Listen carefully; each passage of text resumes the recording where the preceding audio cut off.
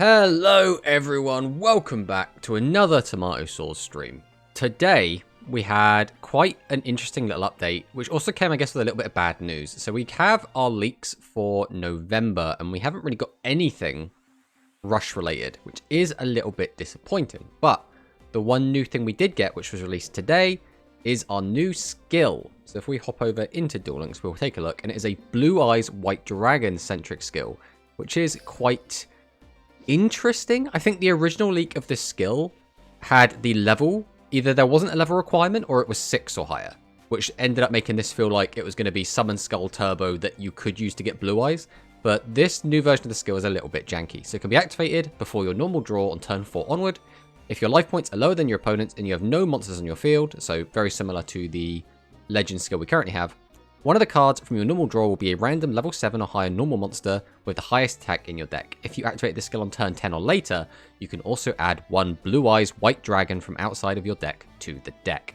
So if we do this on 10 turn onwards, it's pretty good, right? We'll be able to use it to basically throw a Blue Eyes into our hand from outside of our deck, which is cool, but 10 turns is quite a lot in Rush. I don't know if we'll actually be able to do this.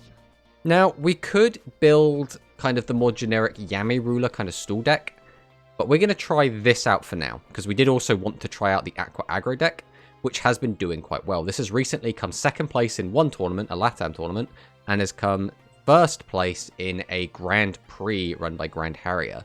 So it's been doing the rounds, so we want to try it out and see how good we kind of find it.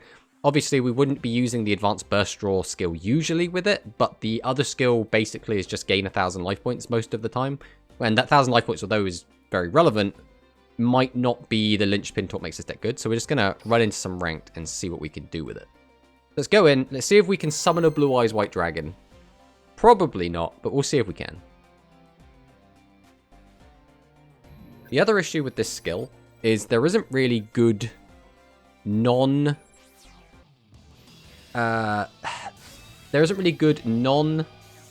Blue Eyes level 7 and higher monsters that are normals. Like Dark Magician, I guess you could use the skill to force to your hand, but do you need it? It already has a skill. Alright, let's see what we can do here. I mean, we could just set 3 pass. It's not a bad shout. We'll wait and see what our opponent does.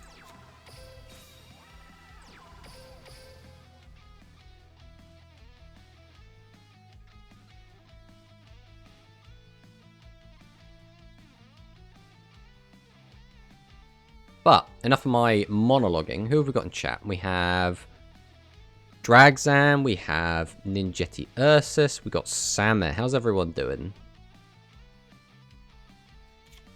Hope everyone's having a good day so far. Obviously, it's still very early. We've got our coffee.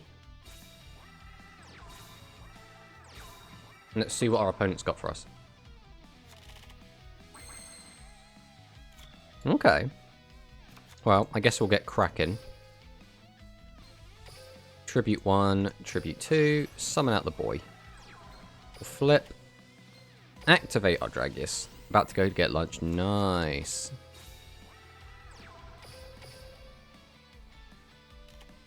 Hopefully the trains are alright today.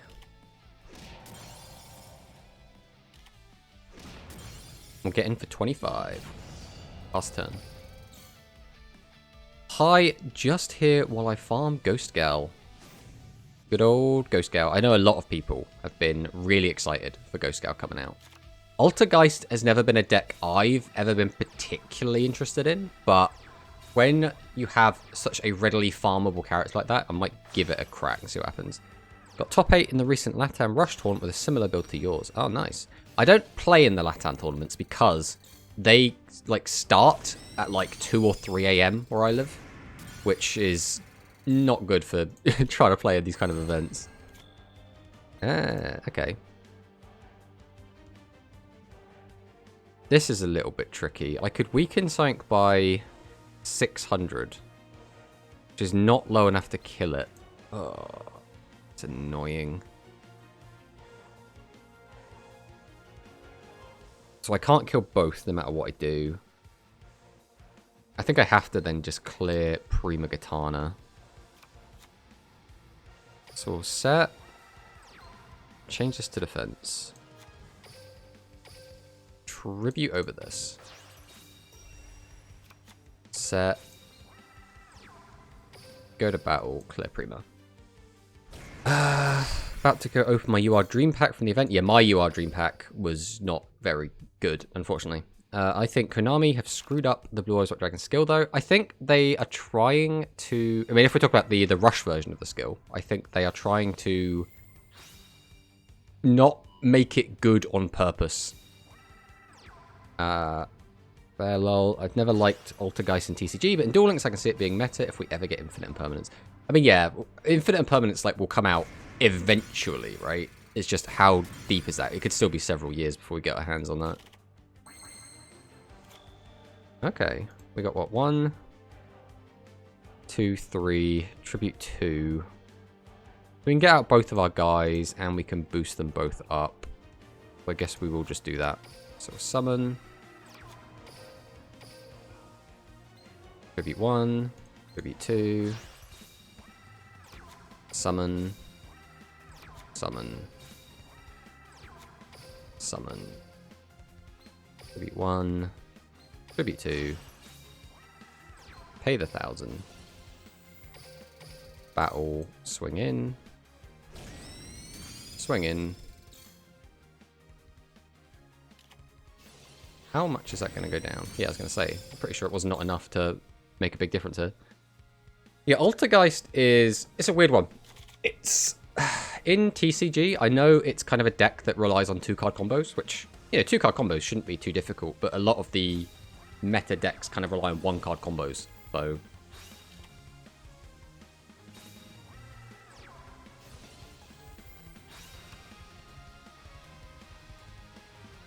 Now, assuming we don't just die this turn,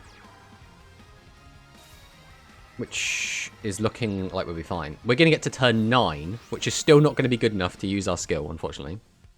Even though the new speed box seems good, I'm skipping it to save gems for Rush. I mean, yeah, that's the other thing. So for my main account, I have too many... Oh, we just win. I want to play Blue Eyes. It's not fair. Okay, we'll summon. Summon.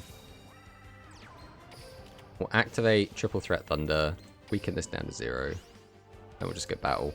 Swing in.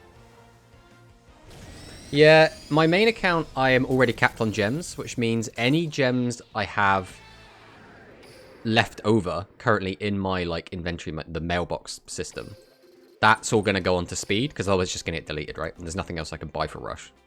But if you're not in like exactly that situation, you want to play Rush, yeah, you just have to kind of play for Rush unless you want to pay money.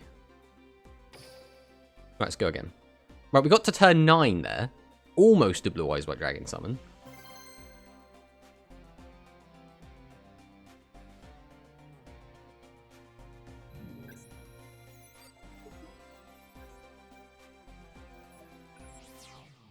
We do actually have to be careful because we don't want this account to hit King of Games. This account's quite nicely in Gold 5 at the moment. 4K now, and I'm farming some characters by auto-dueling at the event gate. Nice. I was doing that all before Rush came out. Just grinding characters away, trying to get as many gems as possible. We ended up doing a little bit too much grinding.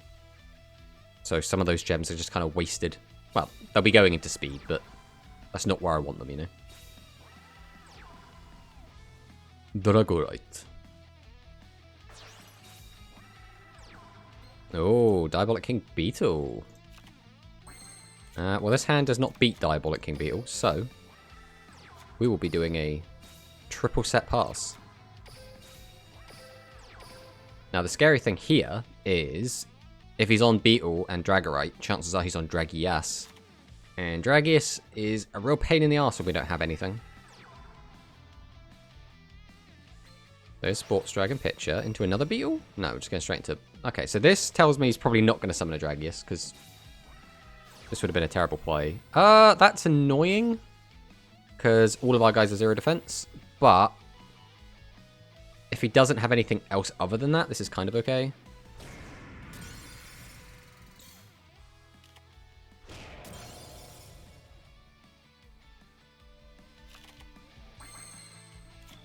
Where are my tribute monsters? I mean, we just have to keep going on the defensive until we draw something usable. We don't really get a choice.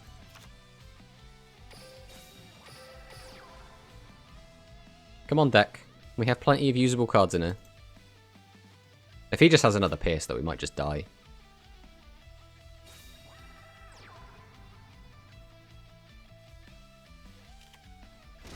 Okay. So, not looking too bad at the moment. Alright, how about some tribute monsters? Or not. Yeah, that's fine. We'll just keep going on the defensive. That's fine too.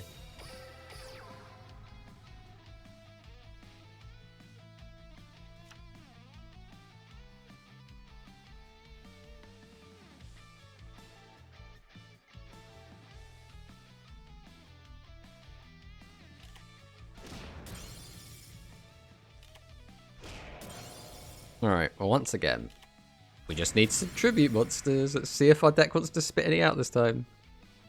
And, alright, there is Dragius. Ironically, a second tribute monster would have been pretty good here, but I think we just have to do what we can here. Which is going to be summon Seahorse Carrier. Activate the effect. Grab back Canaan. Summon out Thunder the Thunder. Activate Thunder the Thunder. Pitch Canaan. Weaken that. Tribute 2. Activate his effect. And of course we mill the bloody second Dragius. I mean, it's not the end of the world, but could have been so much better. Right, we'll swing into this. You're just waiting for turn 10. I mean, that's the hope, but we're so low on life now, and we're going to have to trade into this if we want to get rid of it. Do we have beasts or spellcasters in our graveyard? We have a spellcaster, so to play around Phantom Bind, we have to attack with this one. So he has got the Phantom Bind. Pass there.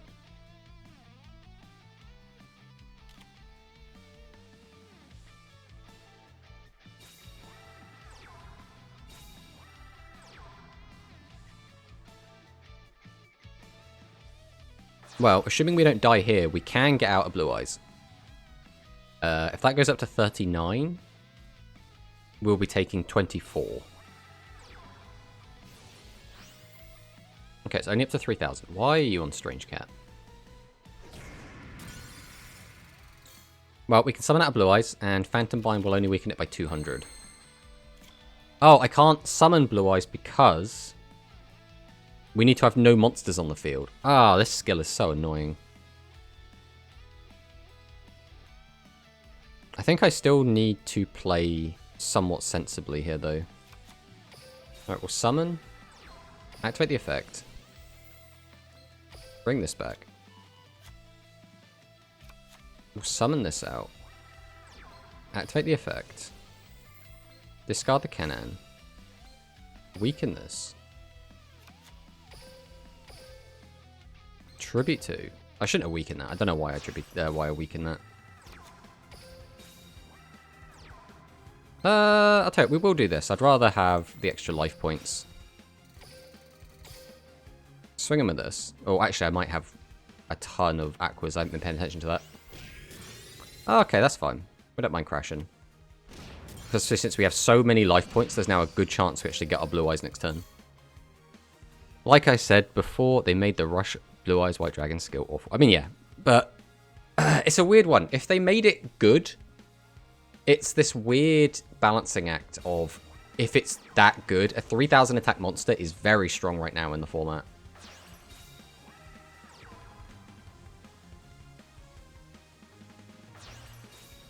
Hey, Loz, how's it going?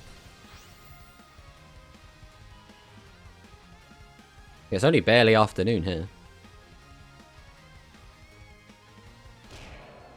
Right, that's 800. No, he doesn't. He hasn't killed our monster, which means once again we cannot summon our Blue Eyes. Oh, that's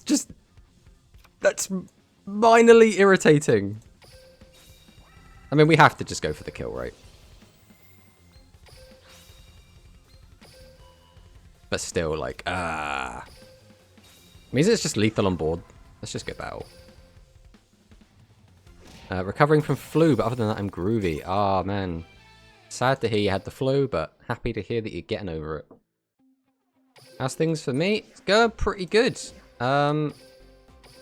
We are trying out the Blue Eyes White Dragon, which is a new skill that's been put into Rush. Barely afternoon, but you're not playing this, Arctic. Not yet. I do really like the Arctic cards.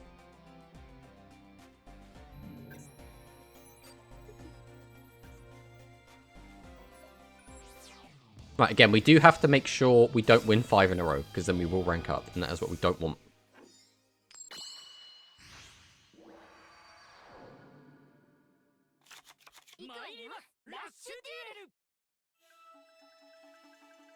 Alright. We have our first Gavin, but is he on Celerity? Or is he just playing as Gavin with, like, Dragon Casters, like everyone else does? Oh, it's Umigumi, which means this is probably Celerity. Wait, but you can't play these cards in Celerity? Okay. And Yami Ruler when I've got a hand full of high-level monsters. This is very bad for us. Right, we need a normal summonable monster. Okay, that'll do. Now, the problem is, if he gets out another Yami Ruler, we are in a really crap position. And if we draw another high-level monster, we are also in a really, really bad position. 40-card pile. He might be playing Stall, just to try and get out the Blue Eyes.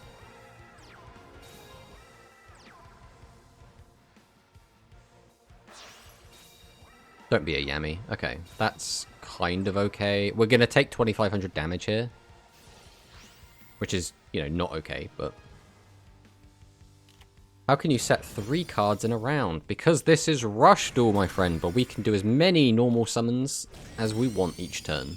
As many normal summons, sets, and tribute summons as we want. Let's see what we get here. Okay.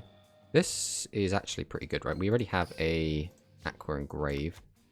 So we'll summon out Seahorse. Go ahead and activate Seahorse. We'll grab Canaan back. We'll then summon out the Canaan. If we want to clear his whole board, I think we actually can't play Diankito. So we'll tribute these two. Summon. Fortunately, we have too many high levels, so we can't make a great play. This is just going to have to kind of do. Then we'll clear this. And clear this. And pass the turn. Could have the warrior that direct attacks, though. He definitely could, but... It's one of those weird ones where you can't play around everything, right? Ooh. So he's discarding 2 cards to flip one of my guys down so he can clear it. Can he clear the other one, though? All in attack mode... We're just going to leave them in attack and just accept he's taking some damage. Bit weird. Right, let's Triple Threat Thunder. Completely useless to me right now. I suppose we will just summon. Summon. I think we will opt to clear his board. That's what we're going to try and do here. So we will just discard this. Weaken one of these. Tribute both of these to get out our Diankito. Summon out the Dark Sork. Go to battle. Swing. So he does have it. We only have 1 Spellcaster Engraved though, so that doesn't do anything to us. Again, we don't have 10 Aquas Engraved, so this is also fine, because Phantom Bind will not work. And we don't have any Fiends, so you can't use it on Summon Skull. Let me pass. Right, there's the life point lead back.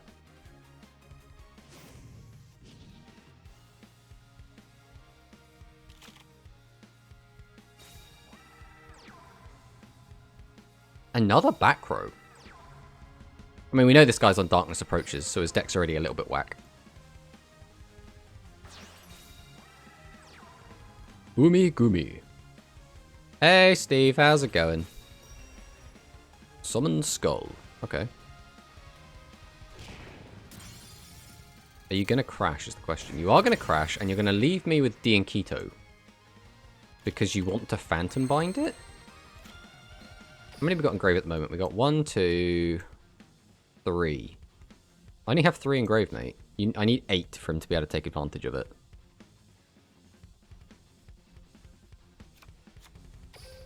So we'll put another 2 in for him. Be nice. Tribute 1. Tribute 2. Summon this. We'll go ahead and use this as well. We'll put another one in there for him. Go to battle. Swing in. He'll use Phantom Bind here. Hungry but good. How are the duels? The duels are going well. We haven't dropped a game yet. There's another Phantom Bind, which does not change anything.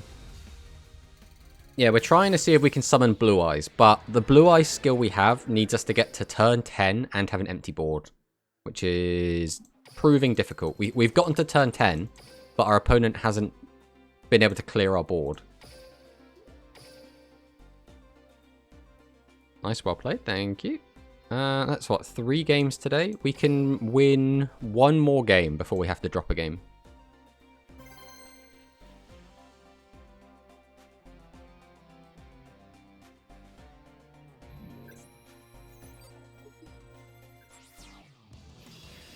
Oh, it's another Gavin. Will this one be Celerity? That's the question.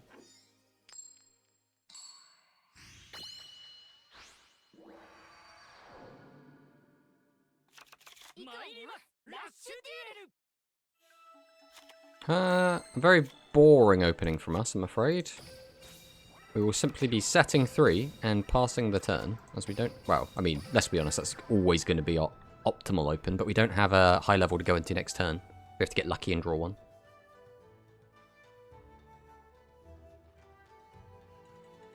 Fingers crossed we get one.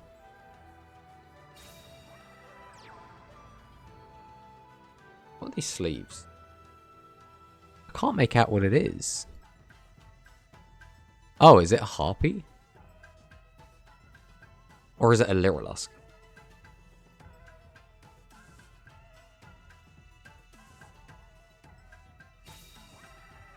Either way, it's some sort of bird person.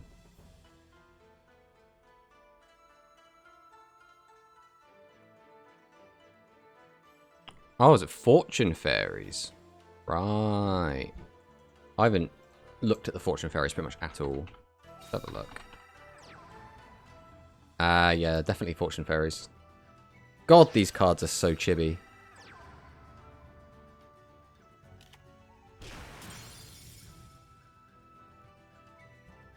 Alright, let's see what we get here. My man's on Blue Falcon Tengu. Is he on Falcon formation? I mean, that's pretty cool if he is. I mean, I guess we just go for this, right?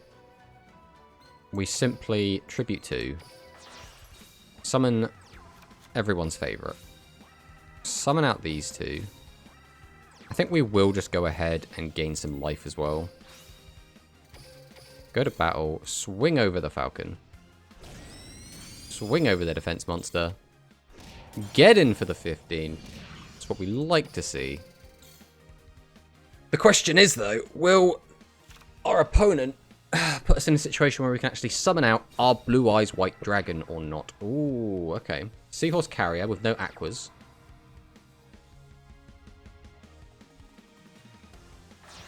Tribute, is this me Gaia or Max? It is Max. Who's going to use a skill, weaken our D and Keto.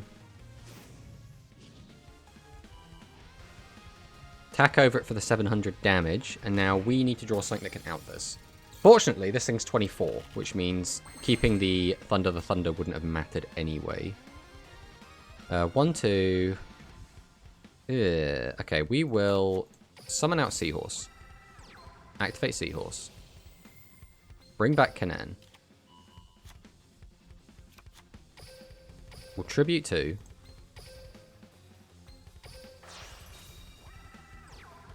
We'll then activate, discard the Canaan. We'll tribute our Sorcerer. And we'll normal summon. We'll go to battle. And our opponent is going to give up. Alright, we need to lose our next game. So we are just going to surrender as soon as we start. Otherwise, we will rank up. Which is what we don't want. On the plus side, we're going to give someone just a free win. Hey, Lewis, how's it going, buddy? You've shown up just... We're on a 4-win streak, and you've shown up just as we're about to surrender a game.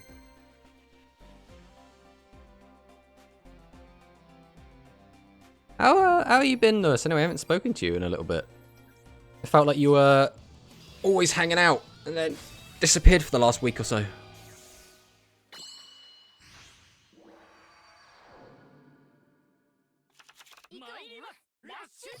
Surrender. Hey, this was a very good game to be our surrender game. Look at that hand. That was awful.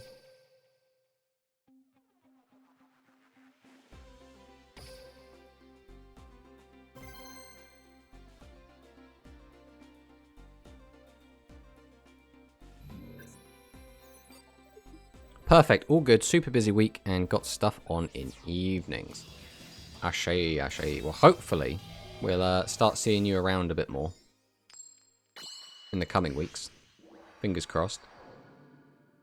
I hope it's good busy and not bad busy.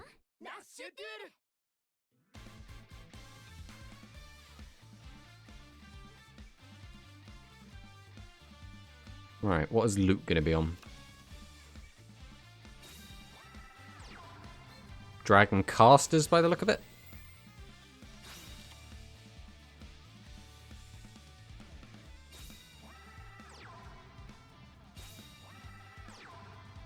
Okay.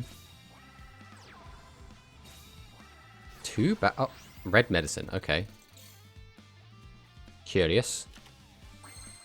Oh, 2 seahorses this early is really not what you want to see. I mean, I guess we're just going all in with this, right? We can guarantee clear his whole board.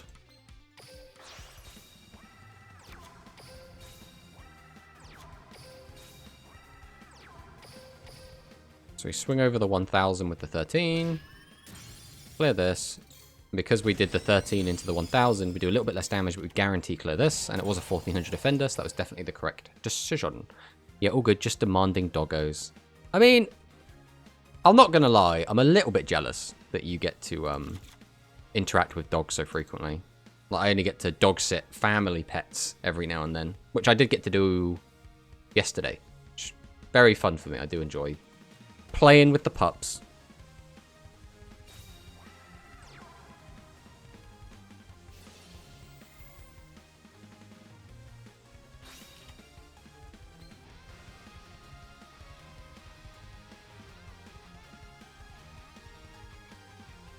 Okay, where are we going with this? Another witch? Okay. So he can't have road in hand, otherwise he would have summoned that witch. Drops the assailant. Activates darkness approaches. Okay, this does clear a decent chunk of the board. This is pretty good for him. So now he attacks him with this. This gets to kill whatever it wants. I argue, yeah, Thunder the Thunder's probably the correct choice. So we get. Do we have any Aquas of Great? No, we don't have any normals. So we'll have to summon. Then we'll tribute out the Dragius. Go ahead and use Dragius effect. We'll summon out Carrier, activate Carrier. Bring back Canaan. Summon Canaan. Tribute Carrier and Canaan for Prima.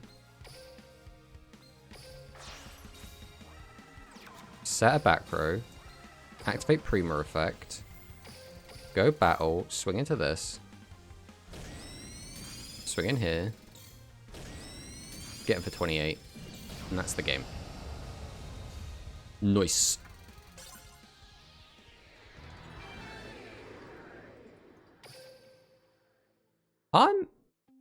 this is like again, I feel like the decks we've been playing against like haven't been crazy strong, but they haven't been like super pushovers. But this deck is still doing very, very well, which is quite funny because it's basically aggro from week 1.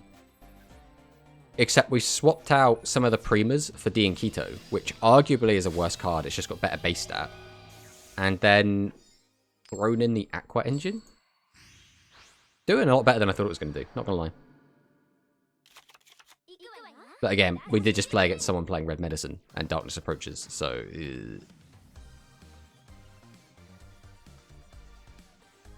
But now we do get to enjoy some meme music, so...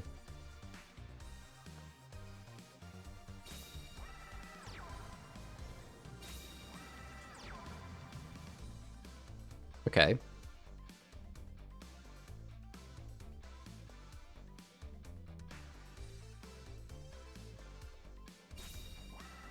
Just triple set?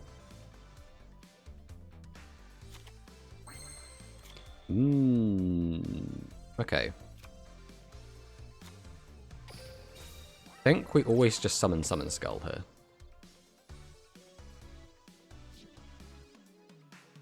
In which case, we might as well get rid of Carrier.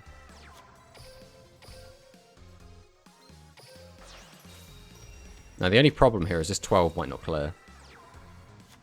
Hello there, how are you doing, Khalil? Khalil? Khalil? There's definitely a name in there somewhere. Let's try this and see what it is. Okay, that clears, which means everything else now clears. Silver Fang. Oh, baby. And there was a danger defense in there in Doriado. Call me Khalil. How are you doing, Khalil? Or Khalil? I assume it's Khalil.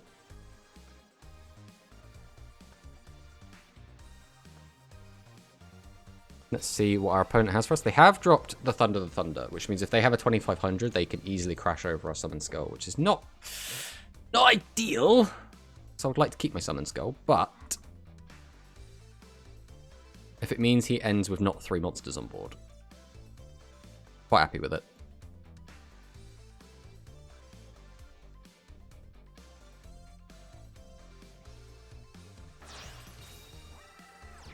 Okay, SRM.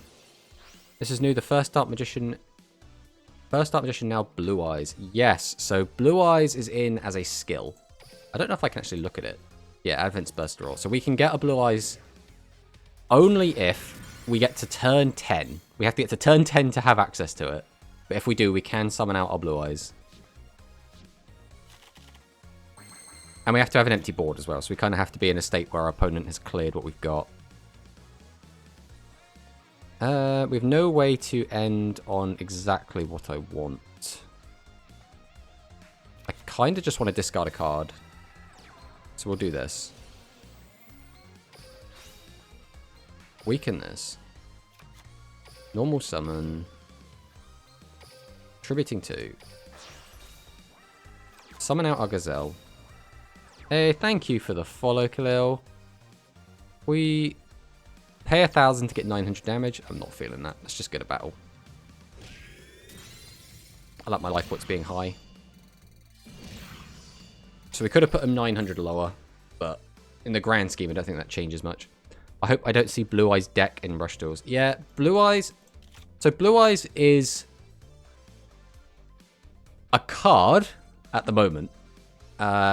It was pretty good on release when it first came out in Rush Duels. Like in the physical game. But recently, as in last month, like 3 weeks ago, it got a structure deck released in, you know, the Japanese physical game, which has actually made Blue Eyes a deck. So eventually, in several years, we will actually have Blue Eyes as a deck in Rush Duels. But it is very much its own thing. It's not like, you know, you're not playing like Alternative, you're not playing like Chaos Max. It's completely its own thing. And it's pretty cool. I have been enjoying playing it.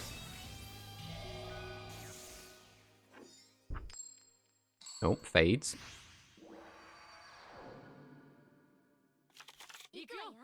This hand is less than ideal, especially when we're going first. We don't really get a say in this. I think we're just going to have to end on 2 attack mode monsters. Tribute, tribute.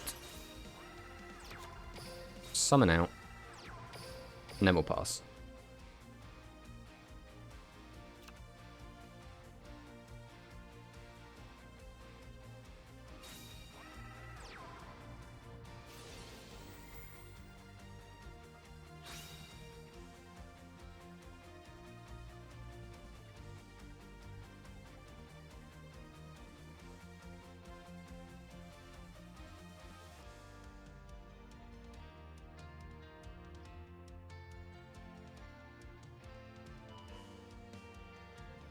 Alright, he's weakening that, which tells me he probably can't out Dragius.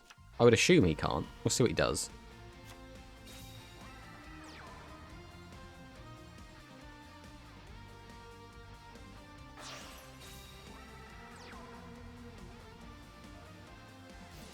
Have we summoned Blue Eyes White Dragon while I've been away? No, we haven't. We've gotten to turn 10 one time, and our opponent did not have the capability to clear our board for like 2 turns in a row. So we just won the game. Okay, so we're against Volt Condor. And that means obviously he did have a way to clear. I mean, this looks pretty standard what we do here. We do the exact same move we just did, except now it's on turn 2.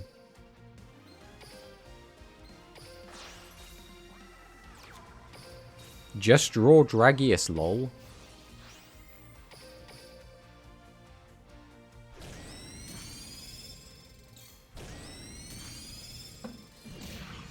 And then we pass.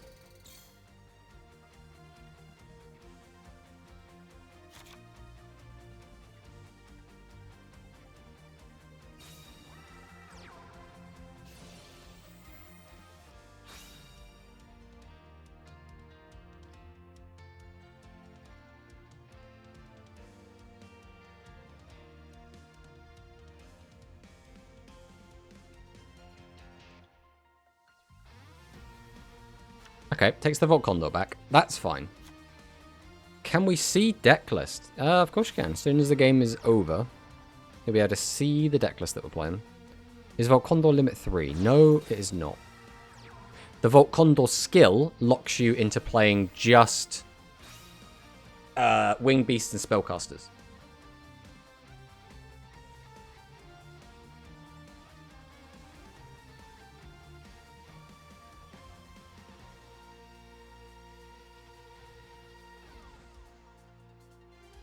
I want to tech 1 Condor. Yep, you can tech 1 Condor in your aggro builds. You can actually show it during the game. Oh yeah, I forget that you can do that. Here you go, here's the list. Especially when my opponent's taking 6 hours to make their move. So in Card Fight Vanguard 0, which was another mobile game, you could look at your deck, but it would adjust based on what you had left in. So you could be like, oh, what have I got left in my deck? And then you could go and look at it. So you could actually just see what was there. Like, you could check how many triggers you had left. Which is, you know, you could argue, oh, you should be keeping track of that yourself anyway. Which you can do, but it's not difficult to, like, count to 16, right? So looking at what's left in your deck isn't, like, a huge deal.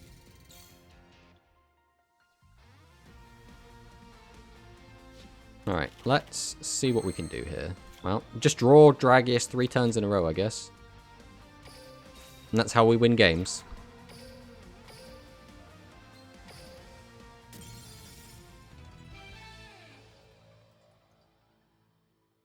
Interesting.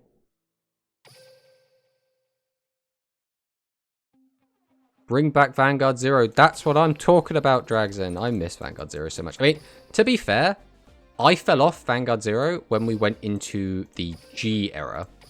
Not because I didn't like the game anymore, but because the monetization got a bit crazy when we got into G. Like, playing that game free-to-play went from... Like, the game went from being too free-to-play friendly to the point where you could have, like, 6 competitive decks going at once as a free-to-play player to Oh god, as a free-to-play, I just cannot play anymore.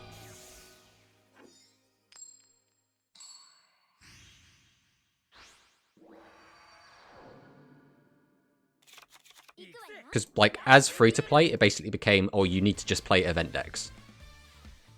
I think, realistically, you could maybe play a competitive deck late. Like, you couldn't play it on release. You had to, like, wait a month.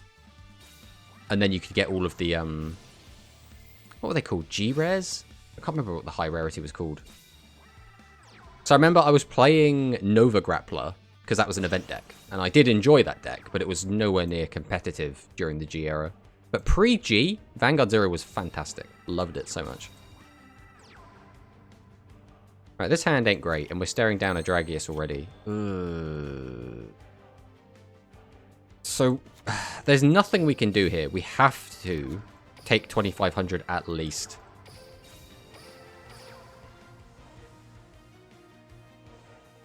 GR. Yeah, that was it. GR. Because they swapped to the Duel Links thing of like, oh, these are all the cards in the pack. If you open every single card in the pack, you'll get these cards specifically. Which was a good thing, kind of. But then the crafting got shit with the GRs. So it was like, eh. But Vanguard Zero I loved so much. Just because there were so many cool decks in that game. Like, I loved playing Dark Irregulars. I loved playing Pale Moon, Novas, Great Nature, Gold Paladins, Royal Paladins at times, but Royal Paladins got a bit boring. Oh, what is this? Am I just dead? I think I'm just dead. And he hits the only one with defense points. Yeah, that's just us dead. There's nothing we can do there. Is Blue Eyes new, or was it in the start? So Blue Eyes is introduced just today, and it's via a skill. So the only way we can get Blue Eyes is if we survive to turn 10, and then our opponent clears our whole board, and then we can play Blue Eyes White Dragon. On the plus side, us losing there, we were already on a 3-win streak, so if we would have won, we would have had to lose again in the following game anyway, so that's not the end of the world. I miss Playmaker and AI. What do you mean by that? Like, you miss them from the show? You miss playing them in Duel Links? Because Playmaker and AI is still, like, they're still decent character, right, with decent skills. Oh, Alone. Didn't we already play against Alone? Ah, the show. Yeah, I haven't watched much of Vrains. I need to go back and watch it. It's the only show that well, I haven't watched all of Zexal, but I've watched a lot of Zexal. I didn't like Zexal that much, personally. Or Zale. But I haven't watched pretty much any of, Why are you playing Splat in this deck? I haven't basically watched any of, Vrains. Once again, not the best hand. We can clear everything he's got, though. Kind of. Yeah, we can. Right, we'll do this, this, this. Activate. Discard. Weaken. Activate. Discard. Weaken. Now, how greedy are we getting here? I think we don't get greedy at all. I think we're just going to crash. Because there aren't many monsters he'd play in defense. So I'm thinking this is a 1400 defender, probably a Doriado. Oh, no, okay. So we could have gotten greedy. Won't there be some way for them to just kill your Blue Eyes? That is what used to happen in any Yu-Gi-Oh game. Get my big monster up, some trap card for effect for it. Yeah, I mean, yes, is the short answer. There are plenty of ways to out a Blue Eyes White Dragon. But it's about the novelty of doing it, right? I just want to summon it. Plus, it is still pretty good. And it's not, like, easy to out. It's just, it is outable. Kagura is my favorite clan. And I will grind out Matt to make Blade Master and Overlord. See, I was never a big fan of Kagura. It's just never been what I've gelled with, I guess. I think I never liked Kagura because it always felt like it was too good. Like, oh, I can just clear all of my opponent's guys, multi-attack with my Vanguard a ton, get loads of drive checks, wipe out all my opponent's board. I was just like, nah, this deck does too much. It's bullshit. What are we doing here? Summon, summon, tribute, bam, bam. We could discard one, so we will use this. Mind you, do we even do that? Because now we can, instead of gaining life points, just hold on to a seahorse, which is probably better. Tribute 2. Then what? We just set 2? I think we do. I think we just set 2. Go battle. We'll just clear this. You can weaken me if you want, buddy. It's not going to do anything. Oh, great. The bloody Kagero fan club showed up. The worst part is that you guys never even watch the anime, so you're not even, like, Kai fanboys. You're just straight-up Kagero fanboys.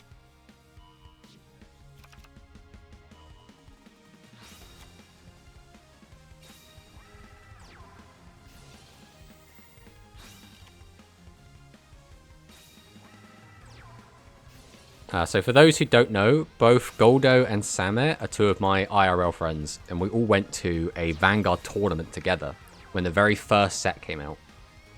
Those two were the Kagero players, and I was the token Royal Paladin player. Ugh, this isn't looking good. We didn't know he was on Magician Shuffle before this turn, but in retrospect, killing Splat would have been better. With the power of hindsight. Where are my good cards at, eh? Set, set, set. And pass.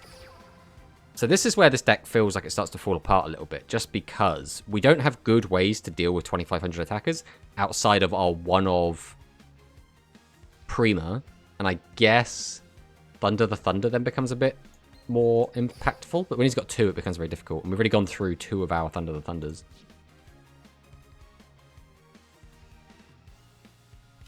I try any TCG anime, but I just stop watching it. Yeah, it's a weird one. I have watched, obviously, Yu-Gi-Oh! I've watched every season, except I've skipped some of Zexal, and I haven't watched a lot of Reigns. And then I've watched all of Vanguard, except I skipped G. Oh, hello.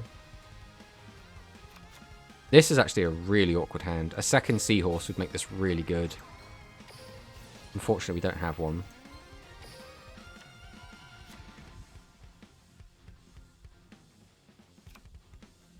No matter how you look at this, this is awkward as hell.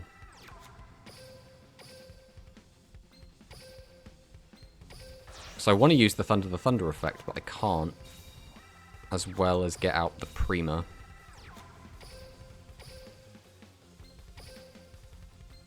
To do this, activate Prima. Go battle. We have to swing over these. You can weaken me if you want. Let me pass. But yeah, we watched that. Watched all of Vanguard except for G. So I've watched all of the base Vanguard, then we watched all of V format, and then we watched all of D so far. Then we watched... God, what was the card game anime? There was one... I've already forgot what it was called. No, not that one. Not that one. Not that one. Shadowverse, we started watching. You're being muted. Time to... Oh, time to anime. Okay. You have fun, Lewis. Not that one. Not that one. Build Divide. We watched all of Build Divide. Guys, it's turn 10. I activate Advanced Burst Draw! Alright, it doesn't matter if summoning Dragius is the better play. We're summoning our Blue Eyes White Dragon.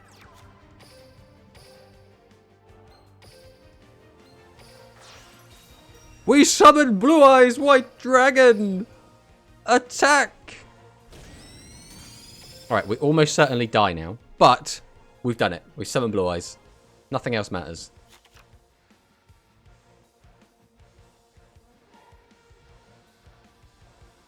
Not gonna lie, what does Torna do to Blue Eyes? So the problem is, he's got 5 cards in hand, 1 card left in deck. We know he has at least 1 more Dark Magician Girl, and he's only seen 1 SRM.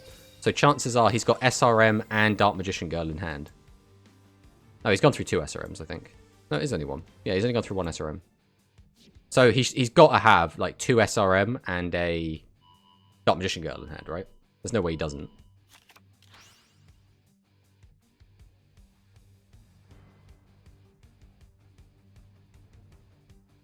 Obviously, you know, you use Torna to change this to defense. You use Excel Wonder Splat to boost Dark Magician Girl's attack, and it goes up to 27, just attacks over. And that's game.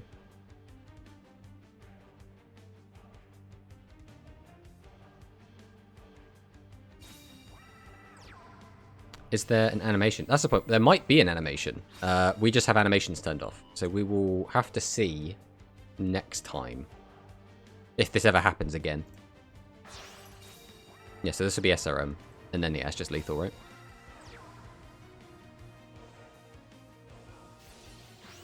We'll let him have his win. We won't just take it away from him. Where? Did this guy have his 3rd Dark Magician Girl as the bottom card of his deck? And is it still the bottom card of his deck? Or does he just not have enough? That means this guy doesn't have a playset of Dark Magician Girl and SRM. That's interesting.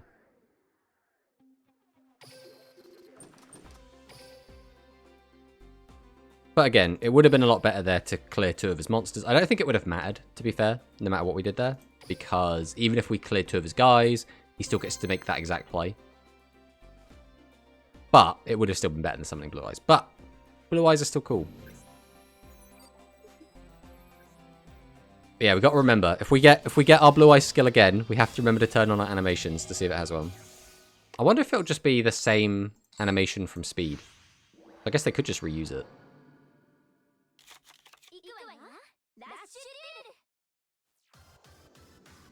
Well, there's the Inkito, just hanging out. We once again get to enjoy our boogie soundtrack with the old Mimi.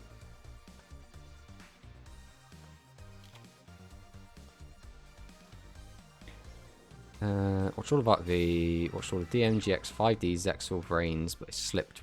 I hard slipped Rush. It was too kiddie. So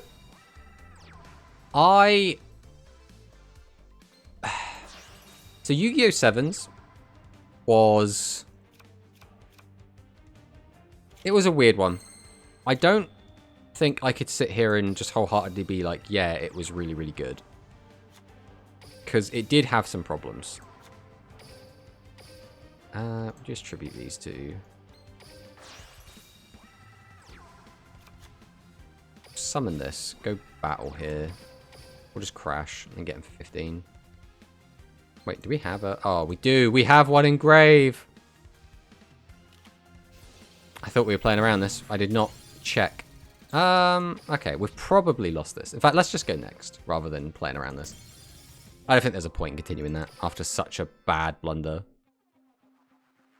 There's Rush Go Anime 2, and it's still Kitty.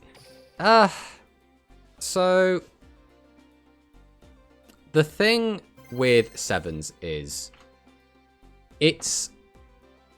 And Go Rush, so all of the Rush anime.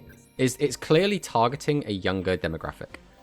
But the thing is, they start a lot more targeted towards children than they end. So by the end of 7s, they're doing like alternate dimensions, time travel, mind control, all of this other weird shit. But it always has this like slapstick comedy sense about it, which does make it feel a lot more immature.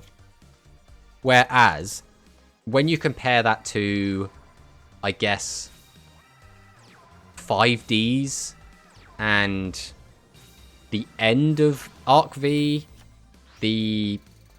all of Reigns, like those are all clearly like a much more kind of mature tone.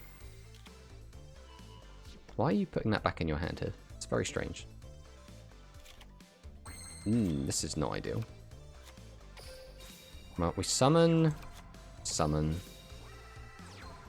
activate Thunder, pitch one of these, weaken this, normal summon, tribute 2, normal summon, go to battle, swing over this, Then we have to swing over this. Well, I didn't have to. I suppose this would have been the better one to hit, but... Does this keep normal Aquas out of his grave? Yes, it does. So I guess it's kind of better. But yeah, overall, I think I do enjoy Sevens and Go Rush anime, but I say that as someone that very much likes them for the cards played, right? Like, I like seeing what new cards I'm going to be able to get my hands on. I like just watching the duels more than anything else. This is annoying. This is like the perfect combination of cards he could have drawn. The only plus side is he's got to keep this in hand, whatever it is.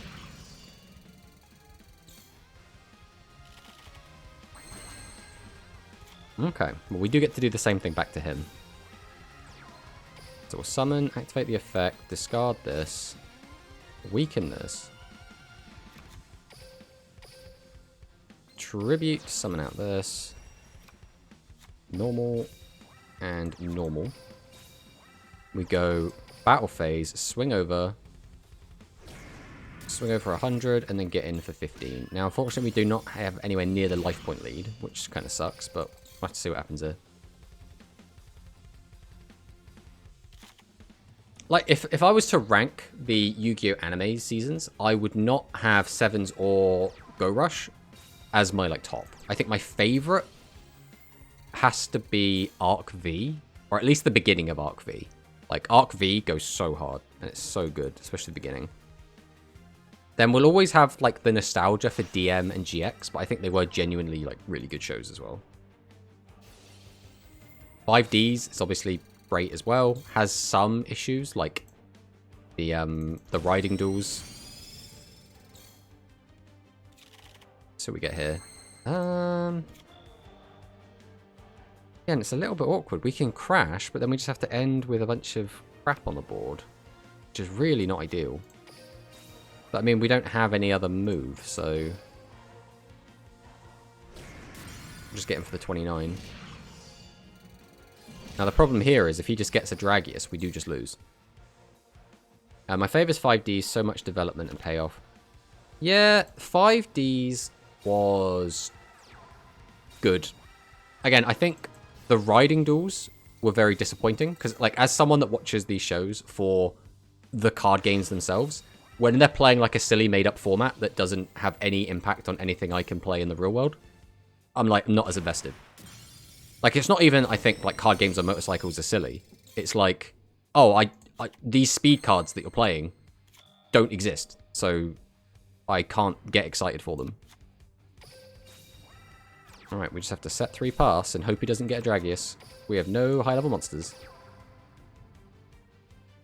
5Ds is a good theme tune. It does. The Japanese theme tune, especially for Season 1, is so good. I don't know if you will have heard it, Loz. I assume you've just watched it in English. Aren't you saving up for a bike to challenge other duelists? So again, it's less about, like, the funny memes. It's more the speed duel rules. There is no... Oh, here we go! Blue Eyes White Dragon! Advanced Burst Draw! Oh, come on. We're so close. Okay, we will... turn on our 3D visuals. Step 1. Step 2, we summon Seahorse Carrier. We activate Seahorse Carrier. We take back Kanan. Step 3, we summon Kanan. We then summon Seahorse Carrier. We activate Triple Threat Thunder to weaken this. We tribute 2, and once again summon. There is no animation. That's disappointing.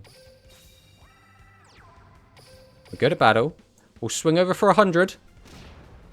And then Blue Eyes White Dragon! White Lightning! There it is. The win with Blue Eyes. You can play card games on Motorcycle IRL, you just get arrested. You know, it depends, you know, where you are in the world. Some places might not care.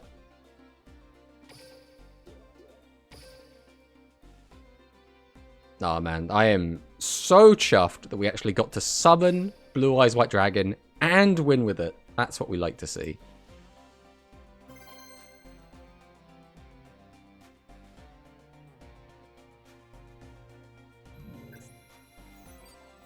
Let's see what we're going to be against now. Oh, it's a Luke. You forgot to use the house effect before summoning Blue Eyes. The house effect? What is the house effect?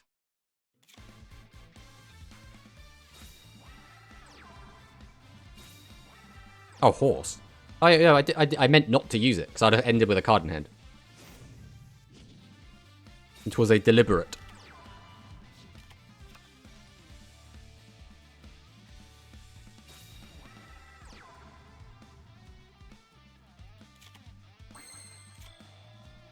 This hand sucks. I don't like it.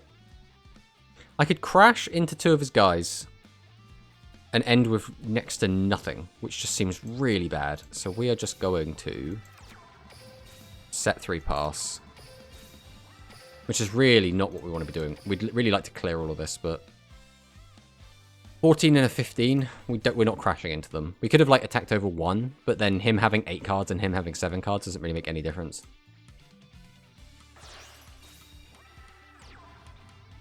Oh, okay.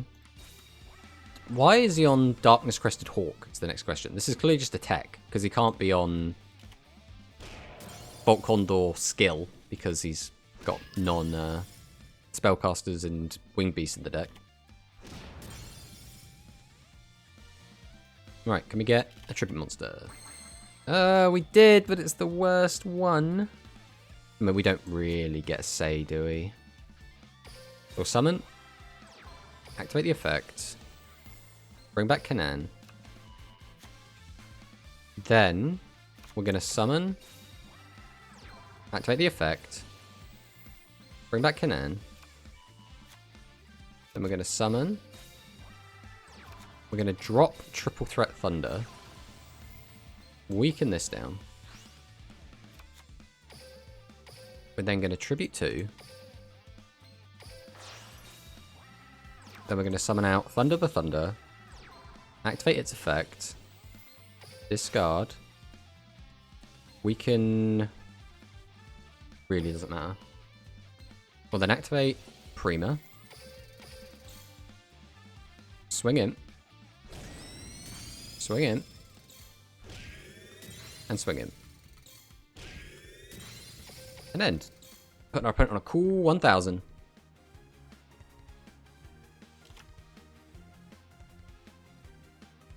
Big damn indeed, Sammy. So if he is on Prima, he now cannot use it. That is about all putting on exactly 1000 does for us.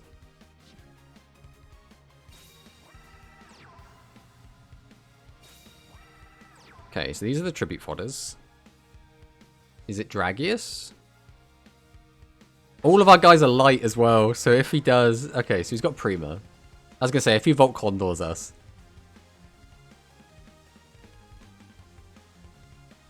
So he does actually have the Prima I've just clocked. He cannot use its effect because he's on 1000 life. He can't leave it in attack mode either, so he has to crash.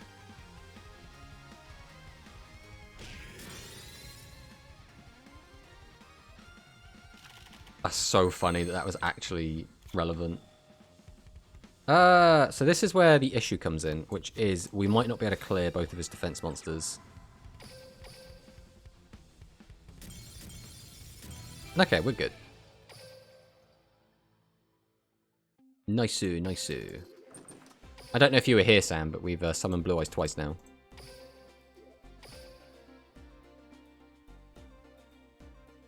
We're only at 2 wins. Yeah, we're fine.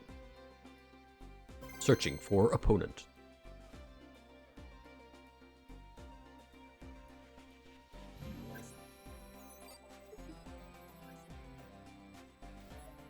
Playing against a Korean player.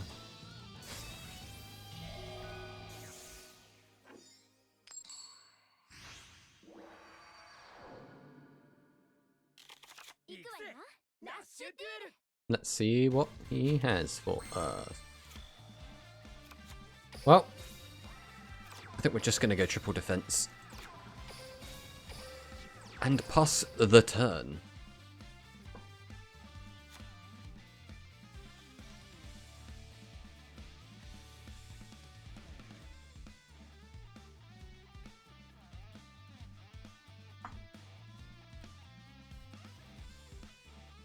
Now, is this actually going to be a Dragonic Resonance Dragon player? Or is this just going to be like Dragoncaster Luke?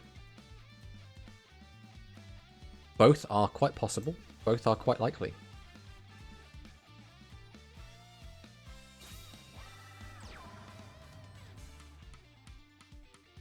Okay, we have a Twin Edge. That doesn't really tell us anything. Fire is off Twin Edge immediately. Summons a 12. Currently can't out either of these. Right, now he can out one of them. Is on the Resonance. Okay.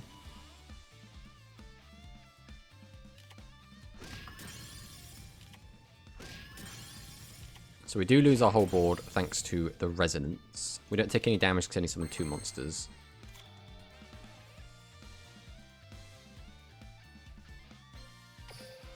I guess we do this then. You'll summon, activate Seahorse.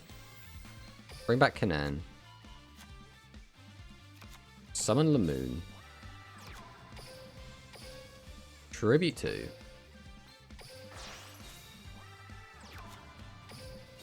Drop this down as well. Why not?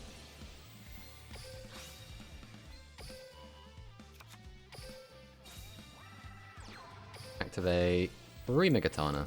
Go to battle.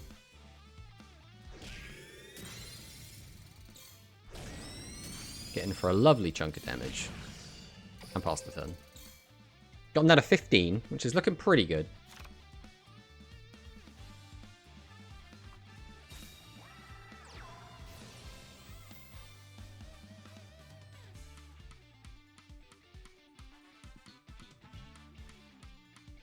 What are we seeing? Dragius? We seeing Bunker Strike?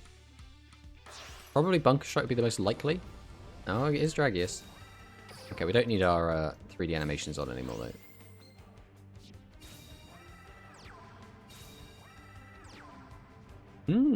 Okay. So we do get our board cleared, we do take a bit of damage, but if it's just sports... Oh, okay. This is actually kind of fine, right? We lose our whole board, we do take a bit of damage, but this board is hardly unoutable. Like a single Dragius, and we're in a pretty good spot here. The problem is our life points. Ooh. That does it, but we'll have very little on board.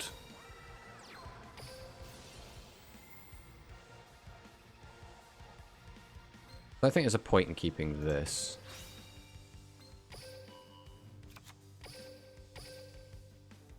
This way, if we do survive, we do have the Dragius for next turn.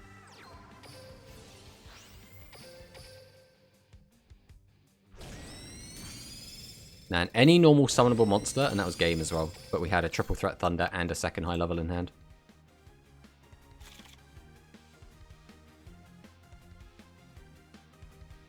So he can do 300, and then he'll only need to do 18, which is any 1300 plus. He's using Triad Drago. If he doesn't have a high level, we are okay. If he has any high level monster, we're dead. So any Gravity Press, Bunker Strike, Dragonic Slayer, Multi-Shot Dragon Dragius. Yeah, that's game. Rest in peace. I mean, again, if we didn't brick, that was quite an easy win. So this deck is doing quite well, right? Like, we needed to not draw the only spell card in the deck and the extra high-level monster. Just any normal summon, which is most of the deck does it. We just got a little bit unlucky there.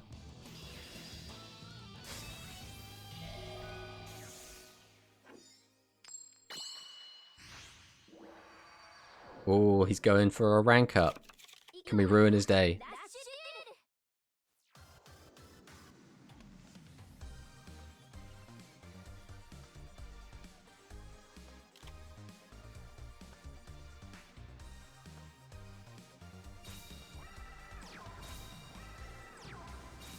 Oh, triple set.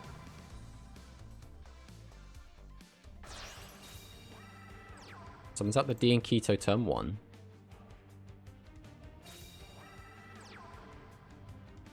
I mean, not that it matters if we don't have any high levels. I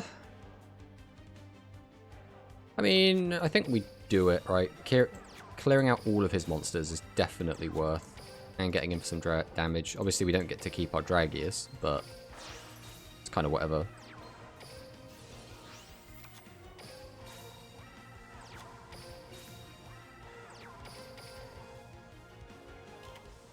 One, 2, 3. We get him for 15. And then we pass. Now, unfortunately, we did mill another high level. Which means our deck likes to troll us and give us no high level monsters. If you go straight to battle, this is really good for us. Ah, of course not. And it's Dragius, which is the absolute worst thing it could have been. So he gets to do exactly what we just did, but better. Oh, he's not actually summoning another monster, so... I mean, it's still better. And he ends on a stronger board. But now we need to draw another out to this. I mean, this does out it. It's just nowhere near a clean out. Summon, discard, summon, tribute both. Oh. Oh, Loz going for a new game mat. We can't get 3 Aquas out, so we will just use this. Discard the triple threat thunder, weaken this. Normal. Normal. Tribute 2. Battle, swing over this. And swing into this. Again, the problem is, we're able to clear his board every time, but because he had the initiative of going first, he's always a step ahead of us. So now if he can out this, we're either just immediately dead, or... Yeah, he's got to have a tribute monster, right? And then we're just dead.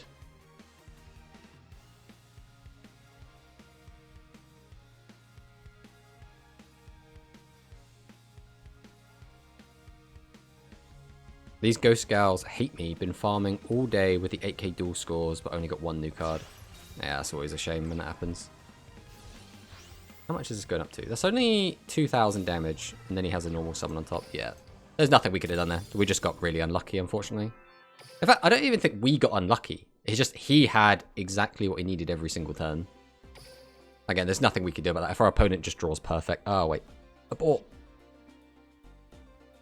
That's right. We are changing our game mat. So what do you want, Loz?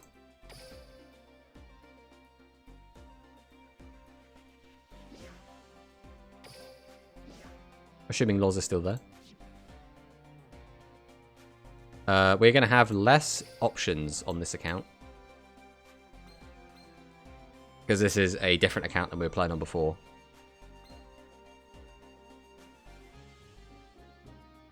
Something nostalgic from the first anime. Right, well, we have Joey from this section. We've got Grandpa with the blue eyes and Exodia. We've got Grandpa plus Little Yugi. We've got Grandpa's shop. And then I guess we've got that, which is the Vrains release. This is kind of just all of the Yu-Gi-Oh characters together.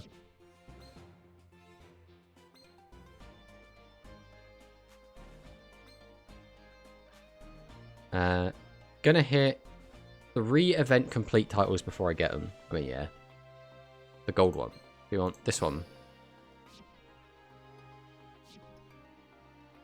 Yeah, we'll take that. It's got Yugi on it. All decks.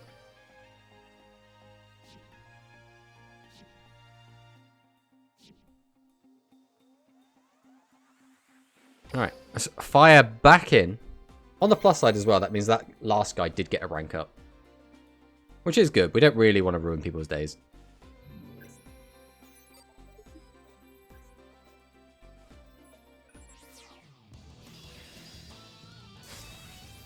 Alright, let's see what our next opponent has.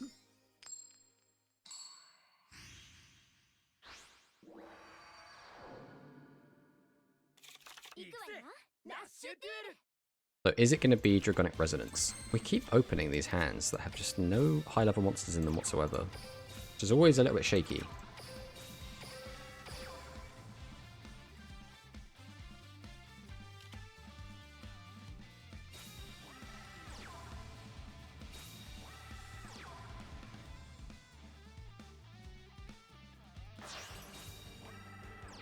Okay, there's Dragius. So far he has been on just Dragons, so it's probably Resonance. Means this could be Pressure. Alright, we would like a way to out this, please. Or we just won't have anything. I guess that's fine too, deck. I didn't want to play the game, you know. Set pass. Ugh.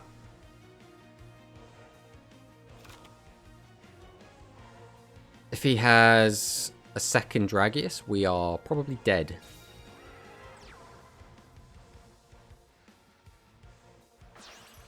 Tribute for... Okay, that's fine. As is, we're still only taking 2,500 damage. Just... Oh, come on, bro. This is just like the perfect setup that he could have had. How much damage we taking? We could easily take 45 here. And then I think that's pretty much just game. We're just too far behind because we've drawn like shit for 2 turns in a row. How do we go through 8 cards in the deck and not find one of our 8 high-level monsters? That's almost a third of the deck is high-level monsters. Yeah, that went as bad as it could have. And then we still haven't got any, which means we just lose. And that, unfortunately, is just how it goes sometimes. Sometimes you just don't draw anything usable and the game's just over. Again, we didn't do anything wrong. We just didn't draw good and he drew good. That ends the game. RIP.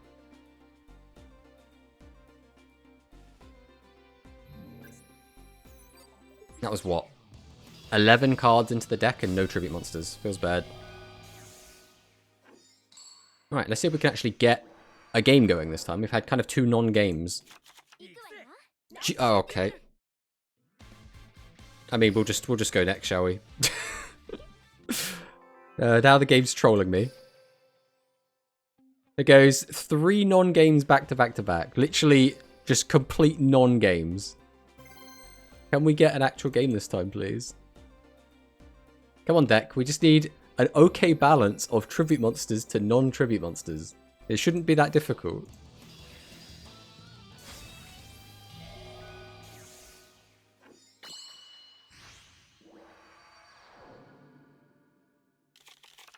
No, see, that's what we're talking about. Oh, didn't actually want a normal summon that. I guess we'll get aggressive here. We're going to say fuck it. We're just going to empty our whole hand, put everything in attack mode. This isn't like free to out. This isn't like crazy hard to out. But this isn't super easy to out. He's got to have stuff. And he's playing a 40 card deck. So the chances that he's actually got everything he needs to out this should be even less than usual.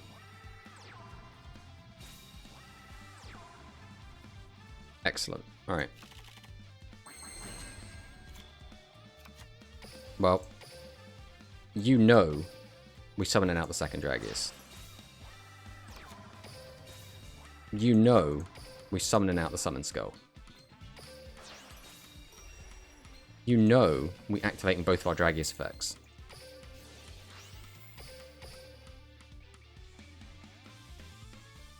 Okay, so he does have Phantom Bind. Not that it's going to do anything here. And then we just kill. See, that was the game being like, okay, we've trolled this guy enough. We've given him 3 unplayable games. Now we'll just give him the freebie. You know what? We take them, though. We do take them. We always take them. On the plus side, since we've been on a losing streak, we are currently in no risk of getting our 5-win streak. Which we are completely fine with.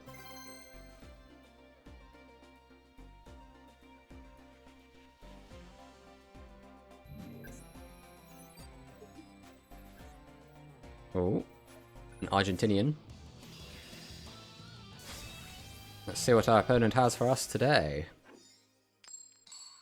Is this going to be another Dragonic Pressure, or is this going to be... Well, it's a 30 card deck.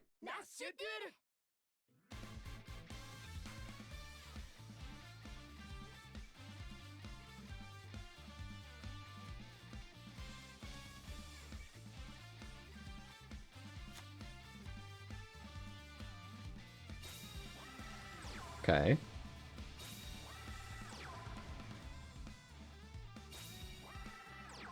Triple set pass. The standard. This is a little bit yikes, but I think we do this. I also, as much as I'd like to keep the Thunder, I think it is still better to tribute it off. To keep the Seahorse. Seahorse can do so much. Right, we just need to hope this clears. This is the only one that matters. Okay. So he is playing Dragonic Resonance, almost certainly. The problem is Summon Skull is easily walked over by Dragonic Resonance.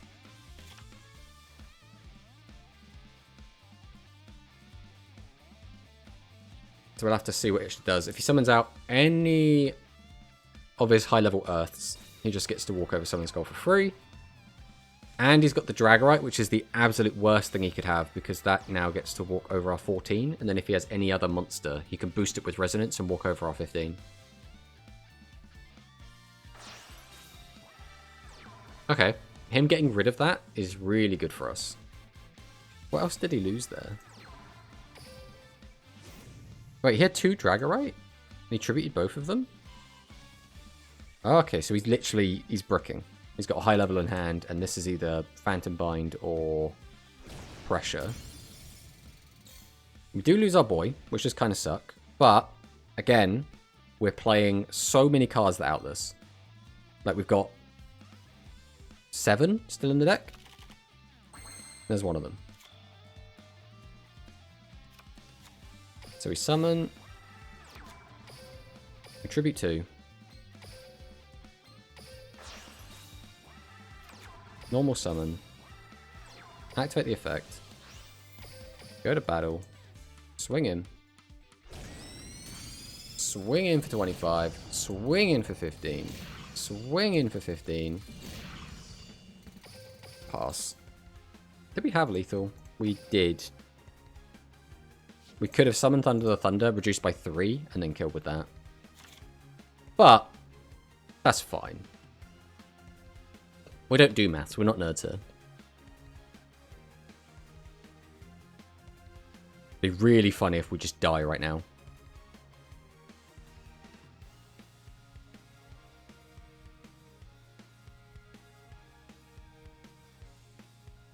See what our opponent has for us. Is it anything? We're not low enough that he could just straight kill us. Even if he has the full Dragonic Resonance combo, it caps out at 4,800 damage.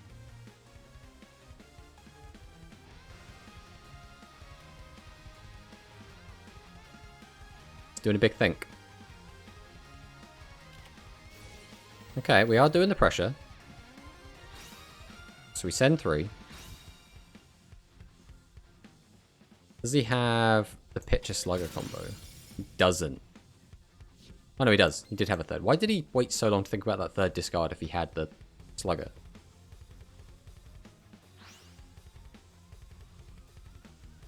So he uses his effect, brings back the Slugger. Tribute 2 for something.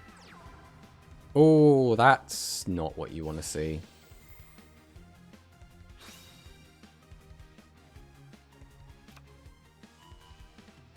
Takes back the Slayer. He has to tribute the Phoenix Dragon. And then presumably the Slugger, because it's got worse defense. Thank you for the follow, Fifi. Dragonic Resonance. Boost it up. 28. 28 to the Dome. Does kind of suck. But, again, any tribute monster, and we just have lethal. So...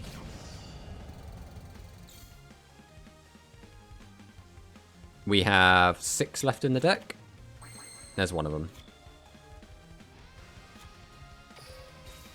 So we'll summon, activate the effect, discard, weaken this, summon, activate the effect, take this back,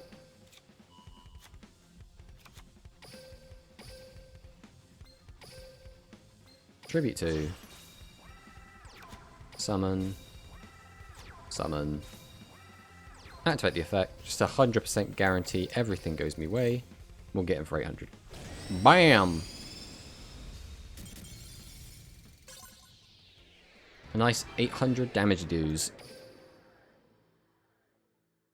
Trying to think what I would change in this deck, if anything. I kinda wanna drop some of the Aqua stuff in here. I'm not sure how much of it I'd drop though. I think we could maybe drop Triple Threat Thunder and the Lamoon. That opens up 4 spots that we could maybe do something better with. Question becomes, what do we put in their places? Tabletop RPG Master. Okay. That's what you have for me. Tabletop RPG Master.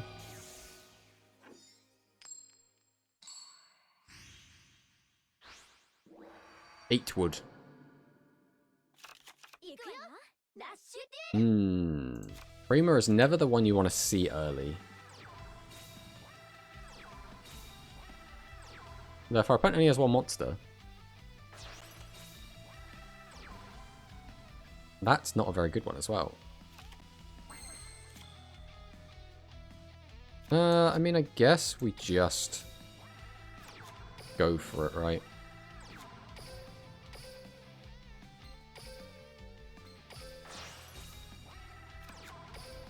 Summon out 2 Gazelle. We're not going to bother paying the life. Get him for 100, and then get him for another 3,000. That's half his life gone. That's not bad. We have an okay board. And by that I mean, like, it's not too hard to out, but it will protect our life points by a decent chunk.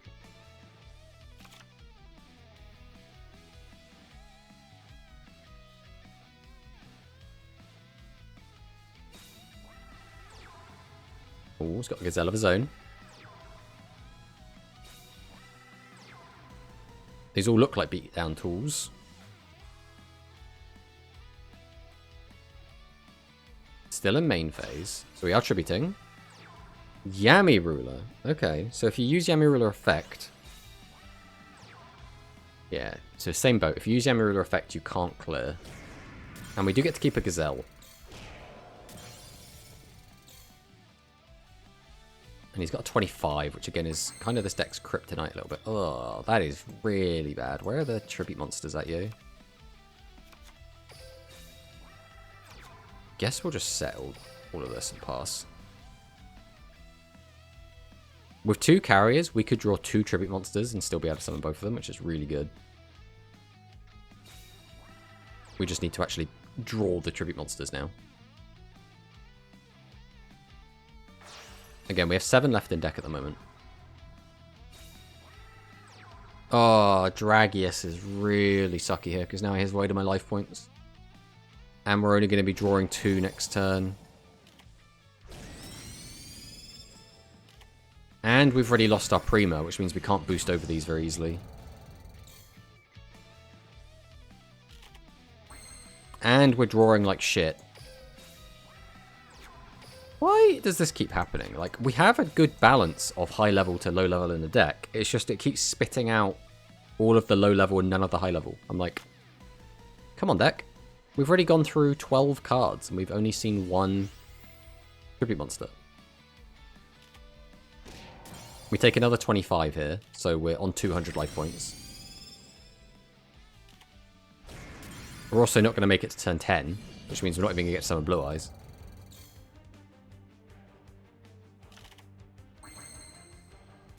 I mean, the problem with having D and Keto here is he's got 2 back row. They're almost certainly Phantom Bind, which means we're pretty much just fucked no matter what we do.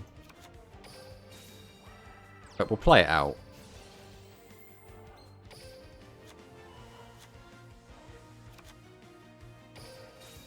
Summon, summon. Take this back.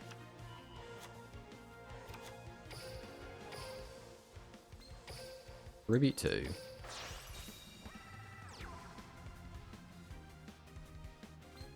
That's the other problem. Even if we use all of our effects to weaken, we still end up with this in hand. There's no way around that. All he has to do is crash with that, hit, and then hit direct. If we leave this in attack, we just die to the 1200 over. Which means, yeah, there's nothing we can do. The game is over. Rip. Just played a ranked speed and put the wrong card back into the deck and lost my 12 win. My T2 win. Your T2 win? What's T2?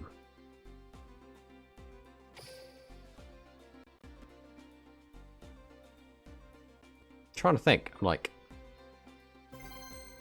it's the bottom. It's called rookie, right? So it's not called T. I have no idea.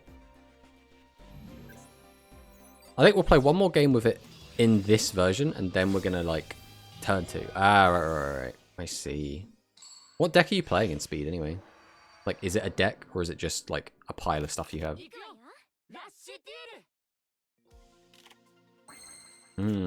This is not ideal.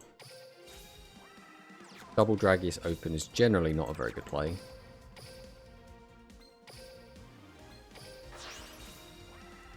Get out the Gazelle. I'm in bronze still. Well, yeah, but what deck are you on? Is my question. Oh, we're on the Salamangrate. Now, are we on a good Salamangrate deck? Like, have you looked it up? Or have you just put all the Salamangrate stuff you have into a pile?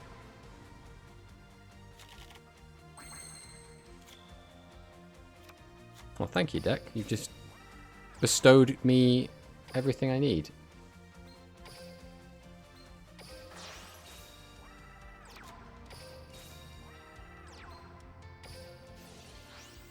Sorry, Gara, but you're going to the Shadow Realm. You're going to take 5,000 damage.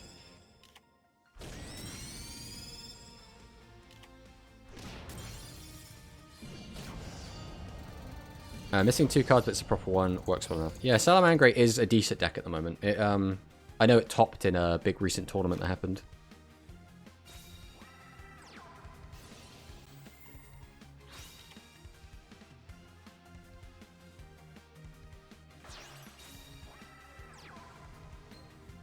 Splat, Excel Road. So that means you can clear both of my Dragius.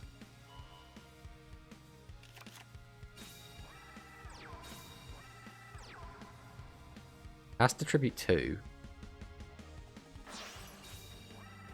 Okay, so both Dragius get outed. I do get to keep my Masaki. I'm drawing 3 cards, and any high level doesn't actually end the game.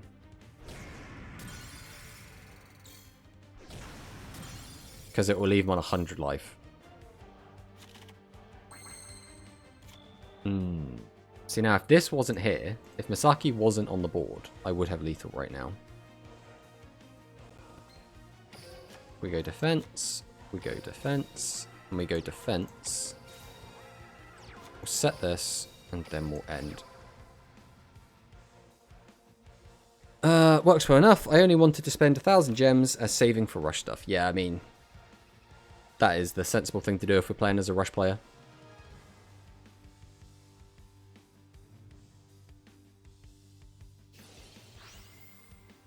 Okay, that's fine. You can boost your attack all you want. We know you're an SAR, which means you can't have Dragius in deck. Again, Recovery Force doesn't matter.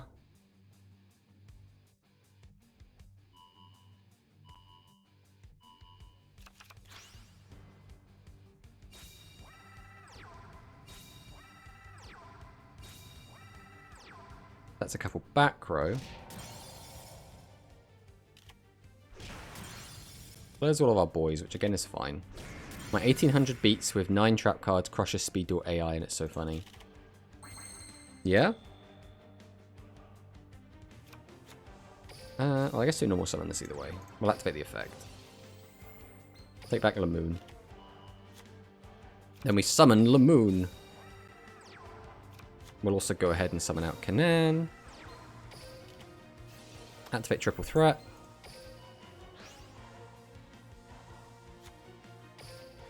We'll then tribute 2.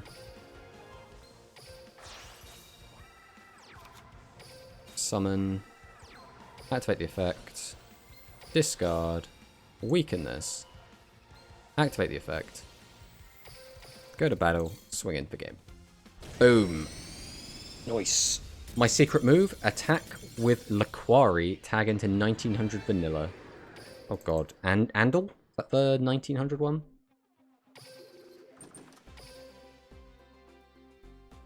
Good, you and your gladiator beasts. Sam, synonymous with gladiator beasts.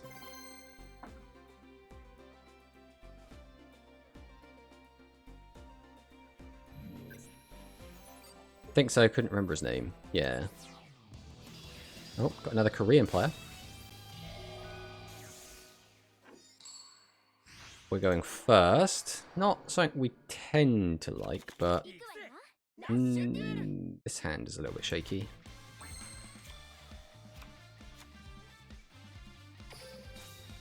How greedy do we want to get? I kind of want to get really greedy with this.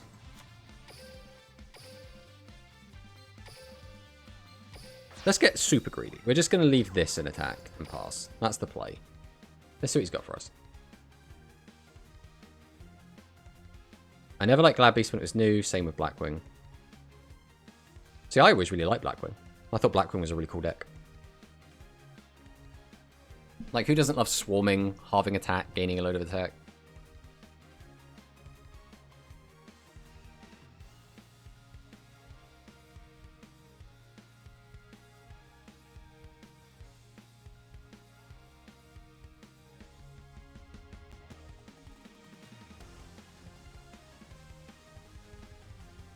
I have a feeling that our opponent here has his animations on and is playing on a mobile. Armor Master was a prick. I love how Armor Master is the card that you don't like. Like of all the stuff in Blackwing, right? Gale, Black Whirlwind, Sirocco, Kalute, and its Armor Master is the card you don't like.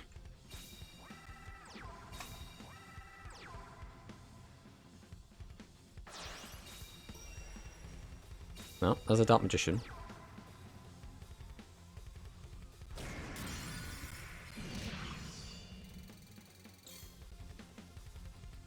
Everything else is manageable with meta cards. I mean, Armor Master just dies to removal, right? It just can't be killed by battle.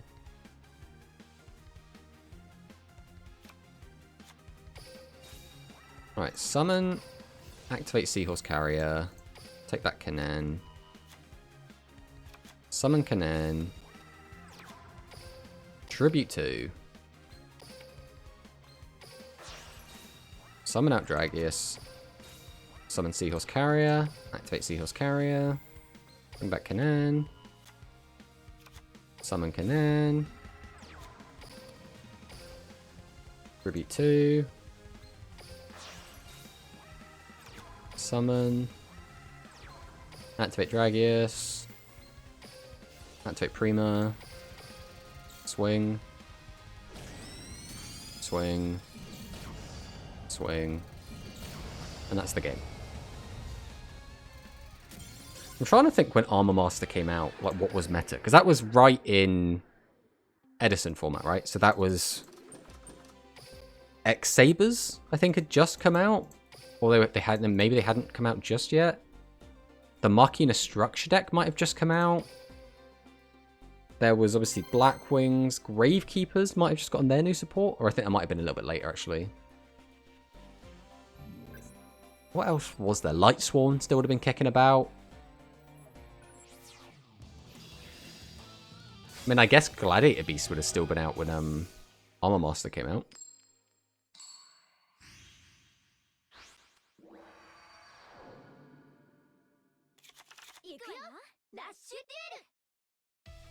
Okay, we're going first again. Well, looks like D and Keto Pass is going to be the play once again.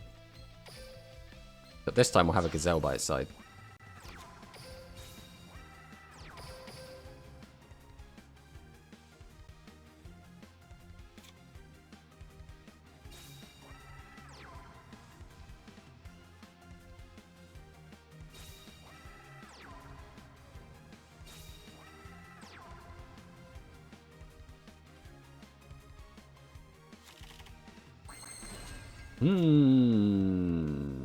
Interesting. Very interesting. I mean, either way we summon. We activate the effect of Seahorse Carrier. We take back Lamoon. We tribute 2. Summon out Dragius. We'll go ahead now and activate Dragius' effect. We're going to summon out Lamoon. We're then going to tribute 2. Summon out a second Dragius. We'll activate Dragius' effect. We'll then summon Masaki. We'll then tribute Masaki for Summon Skull. We go battle, we swing. We swing. We swing. And unfortunately, this was against the first Psychic player we played against all day, and we have completely destroyed them on turn 3. So, our second turn of the game.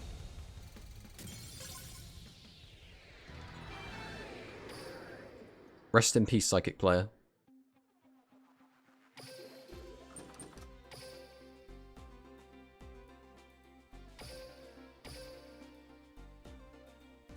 How many wins is that now?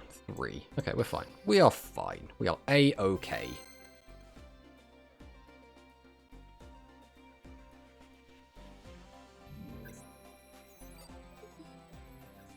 Oh, we want to change our deck up, actually. We keep forgetting, because we have the memory of a goldfish. Well, let's see if we can win this game, and then we'll change. Ready for our surrender game, if we win this. What is this hand? Why you do this to me, deck? Why do you hate me so?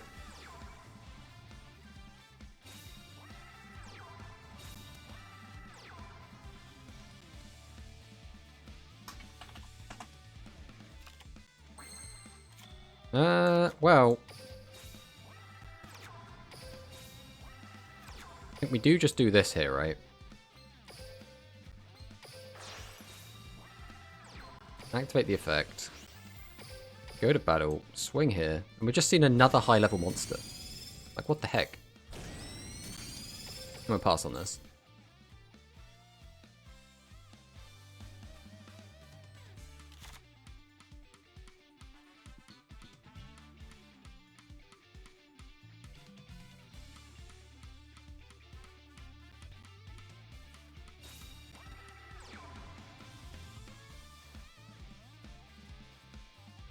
Back row is always a little bit scary.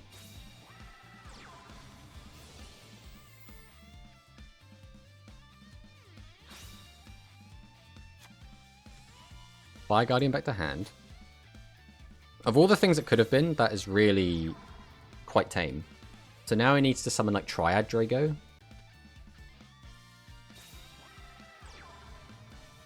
You've got to have a high-level monster. You'll just pass it, bro. I've bricked this hard, and you're bricking just as hard, apparently.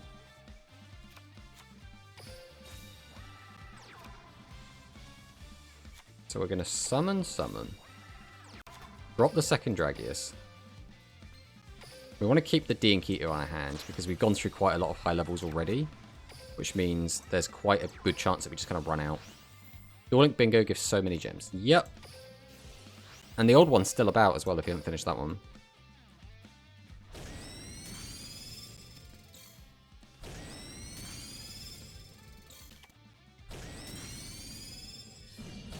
So we could have got an extra 300 damage in, but we couldn't have got any more than that. And with Legend Strike not being in this format, we don't have to worry about that.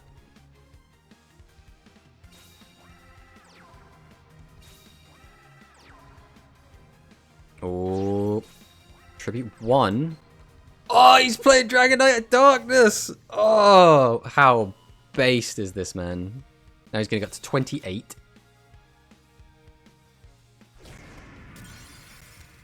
The question is, though, what does this do? Because, like, no back row saves him here. He's just dead. Behold the power of Seahorse Carrier. Summon Lamoon. Go ahead and tribute 2. Activate the effect. Summon. activate. We only have one dragon in Grave. Let's just double, triple check that. Yep. Which means this always kills. Yep. Then we'll get in with the Inkito. Hey. I think I've done them all I can now. Just leveling characters and speed. Yeah, but don't forget, we don't have any box for November. So don't go over your 9999. Or don't go over your 9999 until like the 3rd of next month. Then it should be fine. That was our 4 in a row, which means we do have to lose our next game. Then we will also change this deck up a bit. Triple Threat Thunder's cool, but I don't think we need it in here. We will also turn off Advanced Draw because we want to try out Pure Master D and Keto in here.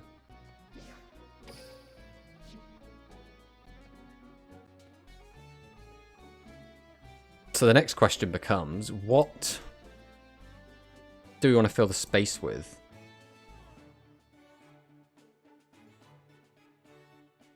I kind of want to try taking this out, put one more of this in. I want to try out the dragon, which I am blind and thus cannot see. Here it is.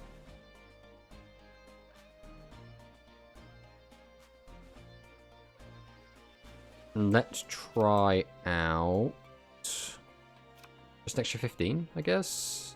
Have to be the psychic one. Let's try this out. See if this feels better or worse.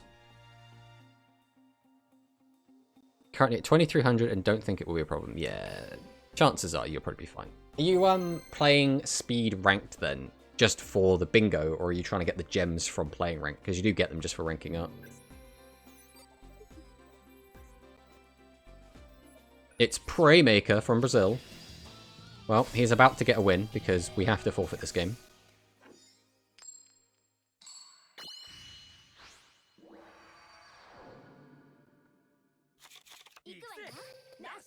There you go, Praymaker. Every time it's our surrender game, our hand is trash. What is happening with this? Like 3 tribute monsters in the open? But the deck knows that we're like about to surrender. And it's like, yeah, here's your terrible, terrible hand. There you go. We go again. Alright, so this is going to be our first game with the new deck. Let's see what's going on.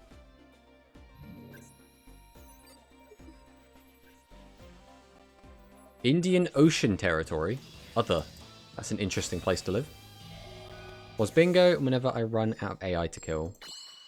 Well, that's just when you use your blue orbs to resummon the AI.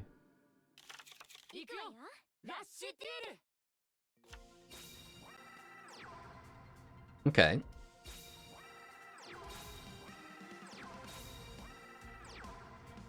Let's let set pass. So there's Gazelle. I mean, we can just swarm the board. I don't really like doing it with Prima, but having Prima stuck in my hand also doesn't do me any favors.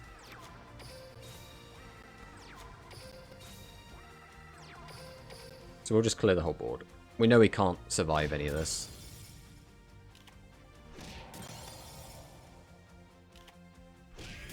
Then we'll just pass.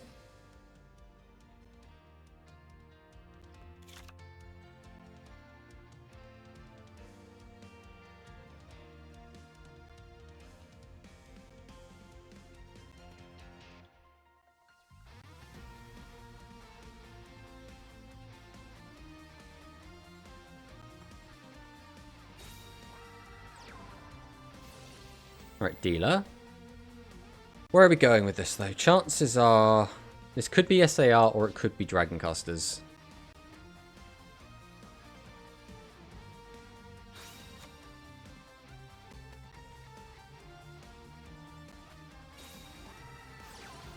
Recovery Force. Still could be either.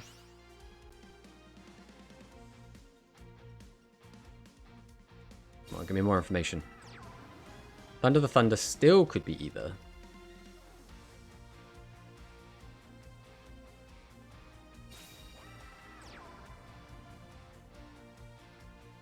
So what we tribute summoning out?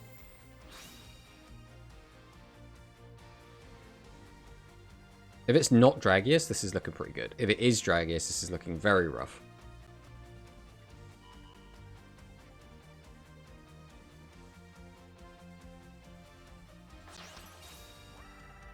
Thank you for the follow, Gelato Gaga. Alright, is SAR. We're not turn 4. So he cannot even clear my entire board. Alright, we just want a way to clear his board ideally here. So like a Dragius would be great. No Dragius. Also means this is useless. So this is going to be used as tribute fodder. Along with this. Tribute 1, tribute 2. We're going to keep the D and Keto in hand because it will out the 7th Road Magician next turn. We always swing in here because even a Phantom Bind doesn't stop this.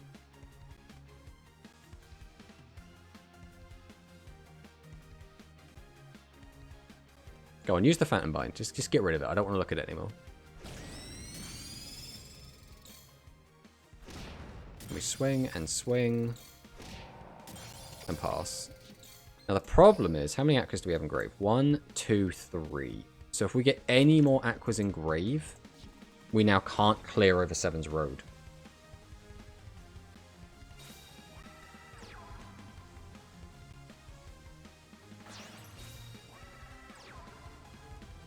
Right, now he uses SAR. Why are we recovery forcing first?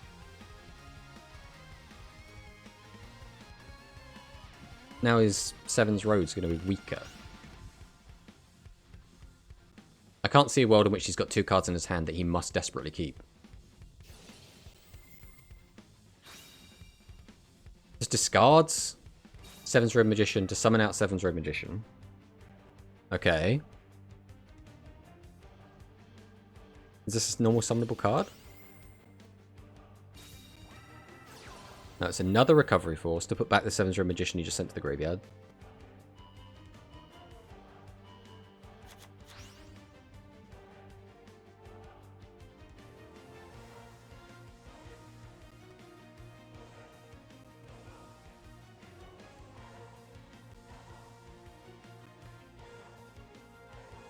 He also didn't use his SAR skill. Once again, what does this do?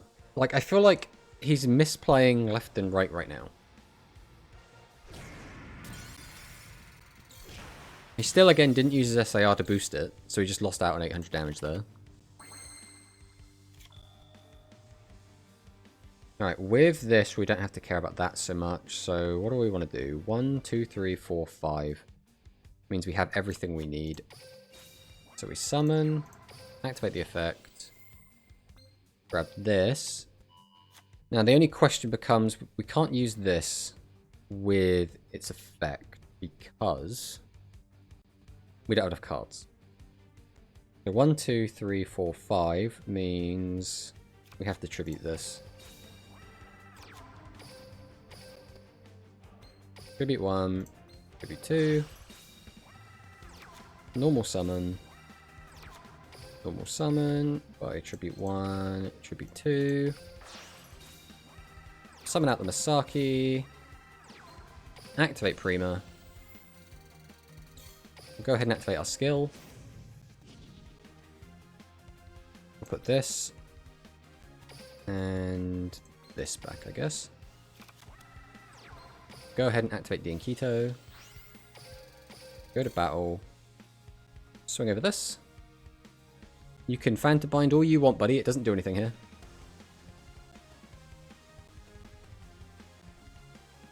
I'll be what, 1,000? 1,200. So you wouldn't be dead if you take all of this. The Phantom Bind doesn't save your life, and it doesn't stop me from killing your monsters. So, literally no reason to use it.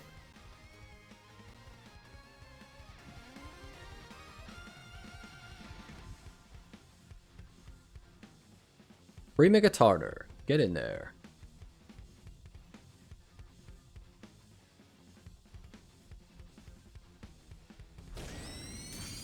Let me get him for the 21. Got him down to 300. We passed the turn.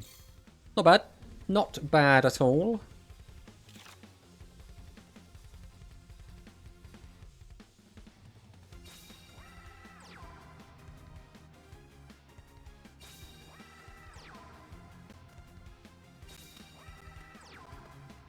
So if he gets 3 monsters in defense, which looks like he's going to, we now need Dragius to kill. We got 3 in the deck. There it is. There's no reason to do anything cute here, right? We just Dragius. Activate the effect. I'll activate this as well, just to make sure life points are high enough, just in case. Swing. You can bind all you want, man. Swing. Swing.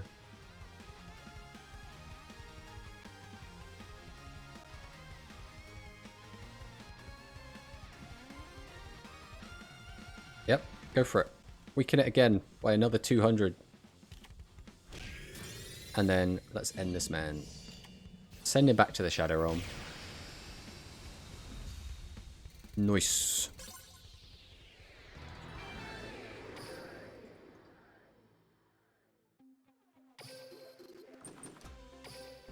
So far, this deck seems pretty good.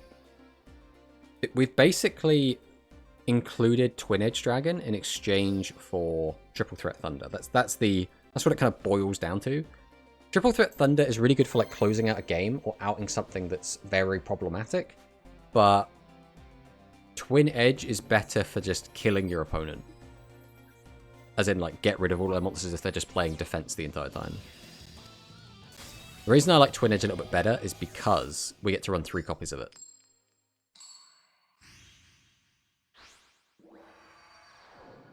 And we can boost it with Prima Katana.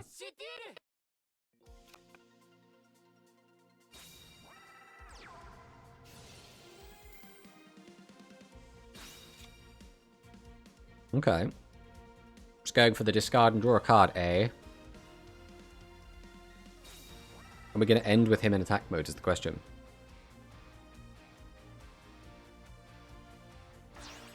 No, we're not. So that could be a 1700 butt. No 1500 attacker kinda sucks.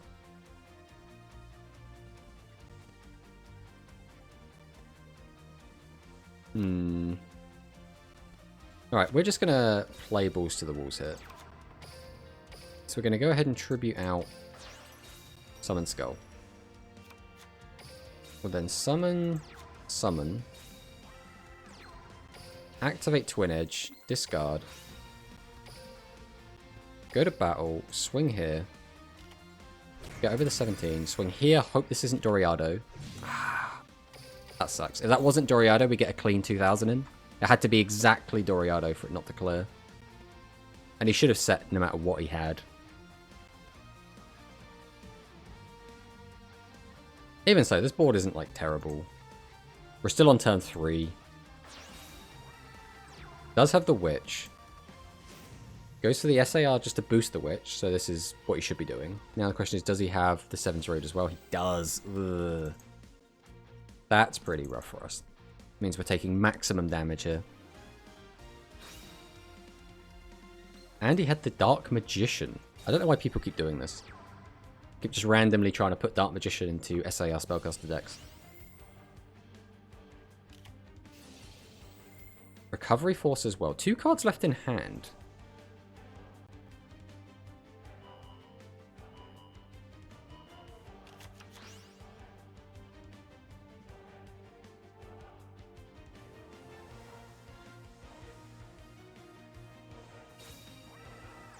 Ah, and he has the best possible card, and he has a back row as well. Our opponent has gotten very, very lucky so far, which might just ending up being the game for him, because we have not drawn well at all so far. And like I said, he has the perfect hand and didn't even have to use the skill to search.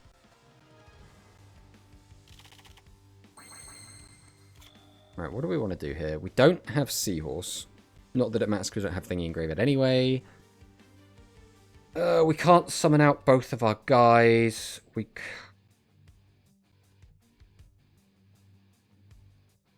I can clear all three. It's just like, how do we want to clear all three? I guess we do this. We summon, activate, pitch, weaken this one. We then summon, tribute 2, summon Gazelle, activate Multi-Strike Dragon Dragius, go battle, swing here. So he does have the trap. We only have 2 dragons in grave, so we don't have to worry about that. We don't have any beasts. How's it going, Greg? Swing over this. Again, I don't know why you're phantom binding. Let me pass. The problem now is that if he uses SAR, he just gets a 7's Road Magician. And he only has 2 7's Road Witch left. So he needs to get lucky and find one. That puts us in the worst possible situation. If he doesn't find Witch, we're kind of... of course it's Witch. 17 cards left in deck. He's already gone through 2 Witches. That's very unlucky for us. Or I guess very lucky for him. Gets him that. Summons it out. He'll become a 28, which will be 300 here.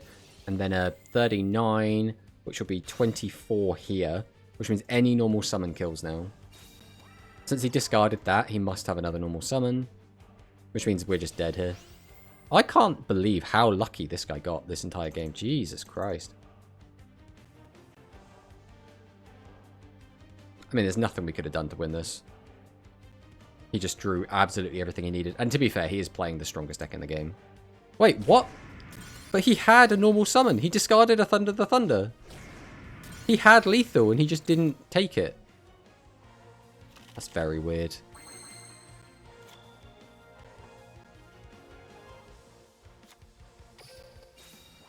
What makes this worse as well is that I cannot clear this board.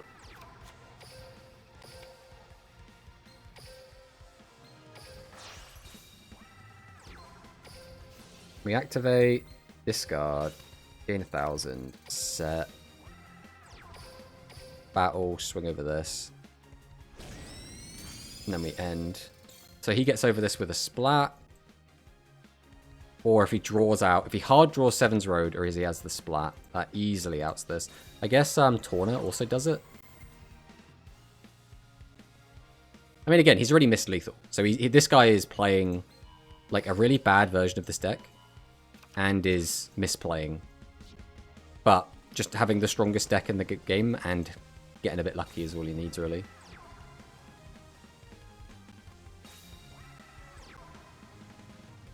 He's got to have a 6 or a 7. Like, any 6, any 7 does it.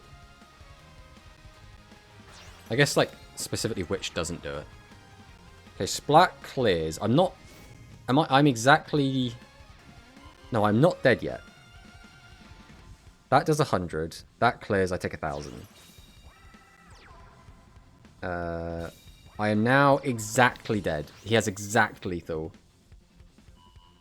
That is sad. He has exact lethal. No, we'll let him finish us off. But oh wait, no, he's got 200 over lethal. Yeah, not exact lethal.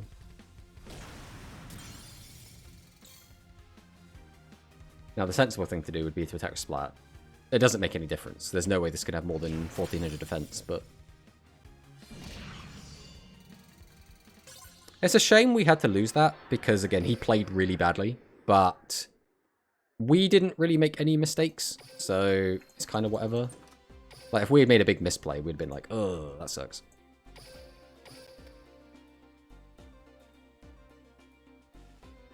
Unfortunately, we just didn't really get what we needed there, which is a bit of a shame. That turn 1 as well was really bad.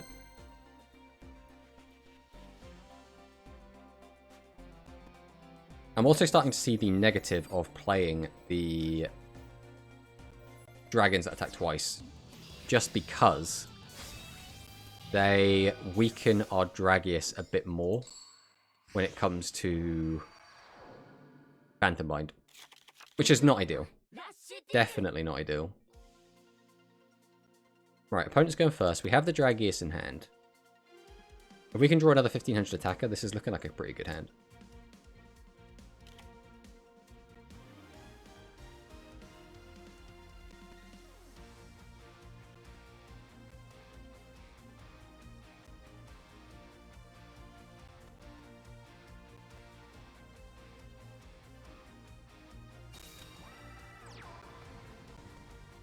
That's probably tribute fodder. I don't know why you'd leave that in attack mode. It's got to be tribute fodder.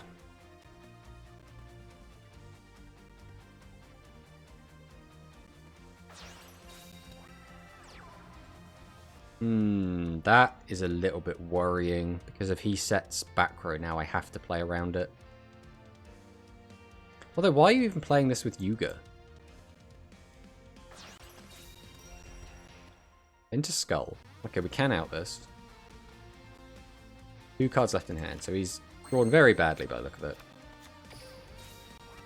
So we summon, activate, pitch, weaken that, summon, normal summon, but tribute to...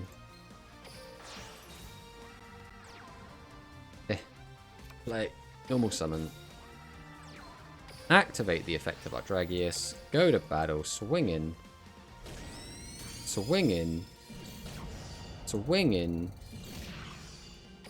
pass the turn.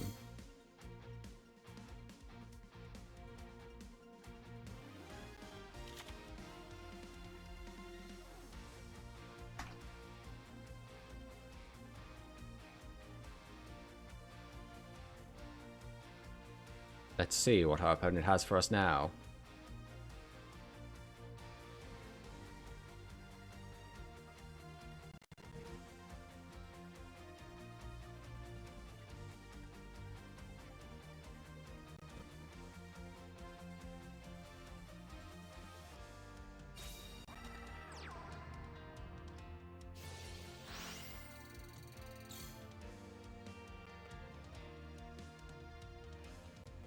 Hello, Steve.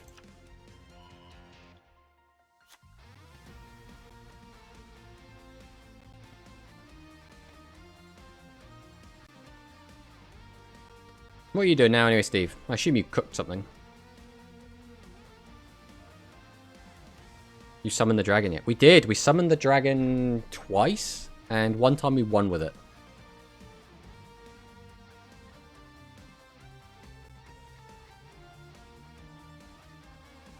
Right now, we are just kind of... We've taken the dragon skill off because it's not very good, and we kind of did the funny already. So now we're just playing the kind of Aqua Aggro deck. We're kind of tweaking it as we go.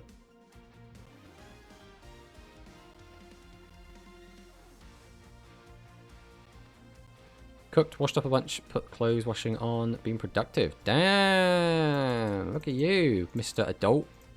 Doing all of the adulting.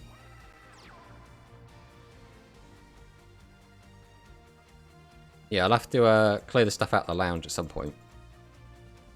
I'll probably do that as soon as I finish stream. Oh, Prima is annoying, because that now easily outs my whole board. And he still potentially has a normal summon as well. How has he done this? Didn't I clear his board? Summon, summon, tribute Prima, summon, summon. How has he still got a card left? Oh, because he used Roman Pick. Okay. That's right. I mean, still, just a Dragius and a way to summon it outs this whole board, so... What's that? A Dragius and a way to summon it?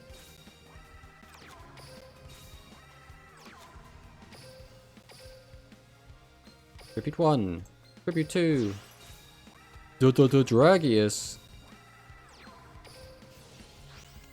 Battle phase. EZ clap.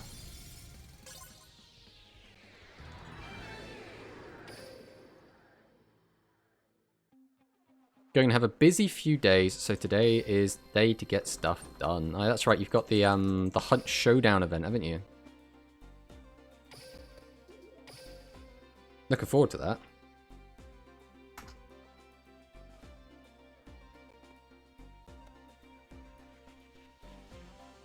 Now, I'm sure there's not going to be a ton of Hunt Showdown players in here, but Steve is a great Hunt Showdown streamer. He's going to be streaming for the next few days. How do you do a shout out? /SO? /SO isn't working. Can I do /shout out? Let's do that one. Let's give Steve a little bit of a shout out. Now, I now stream FNAF and Suika game. FNAF was really cool to watch.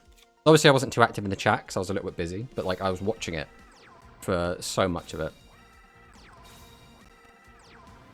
I think it's just a very good stream game, you know? Why isn't just SO just shout out though? Like, it's just so much easier. Just shorthand it. And this hand is not fantastic. So let's YOLO this hand. Let's see what we can get with it.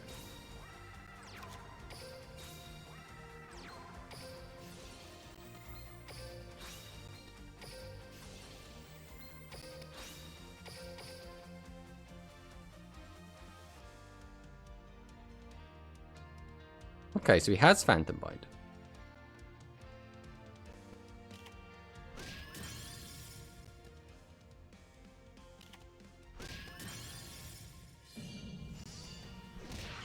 We'll get him for the 35. Let me pass. Slash out a name. You can set up a SO command if you want. You can even have it play a clip from someone if you have the right thing. What is the right thing? Is that like part of a bot?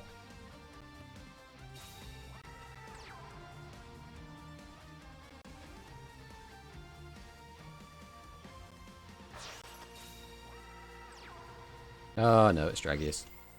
So we're against just generic Dragoncaster. Why is he specifically clearing them? You've left me with a 15. This is an awkward hand. No matter how I do this, it ends very awkwardly for me. So we've drawn too many high-level monsters.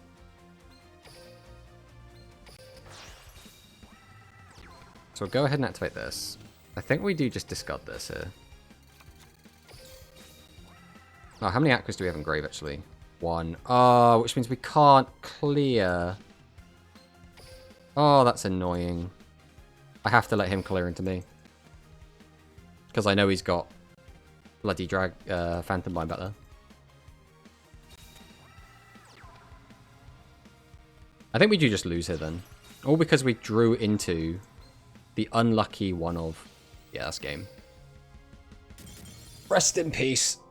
Alright, I think we are going to change the deck back a little bit because I think this version of the deck hurts a lot more the Dragius side because we have a browser source from website. Oh, I see.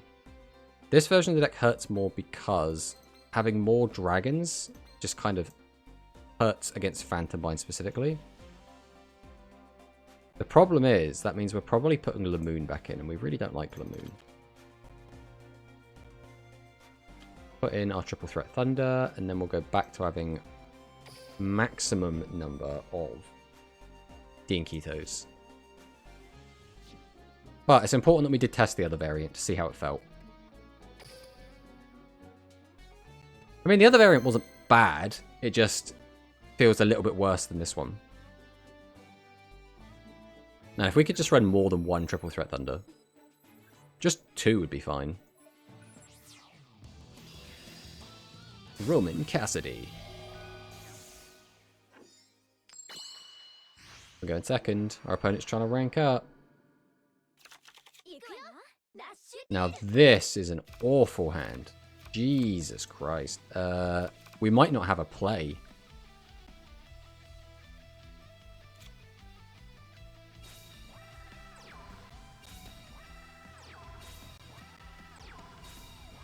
Set 3 in a back row. Right, can we get a normal summonable monster, please? Jesus H. Christ. We are not meant to win this game, apparently. We've got to get our hand as empty as we can.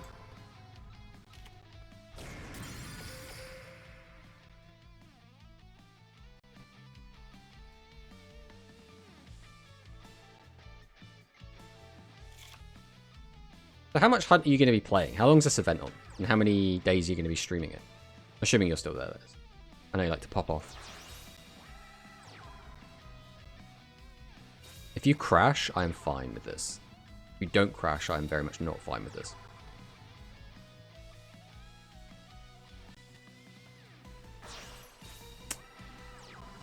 Okay, you're going to crash with that, which is annoying. I only take 25 though, which is 500 less than I could have taken. So I'm for a week, but only 5 days for the drops as a non-hunt partner. Ah, I see, I see. Wait, do we have... We do have one engrave. We can just go ahead and fire this off now. Activate carrier, take this back. No matter how you look at this though, I cannot... Oh, I can do this. We'll go Lamoon. We'll go Lamoon. We'll go triple threat. We weaken this down. Then we summon out Big Boy Dragius. Go ahead and use Cure Master so we're not close to death.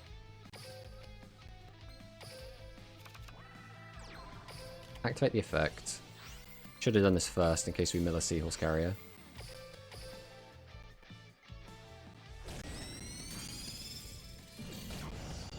And that's how we win the game. Gonna try and stream a bit with others. Didn't you say you've got people, like guests, for the next like 3 days?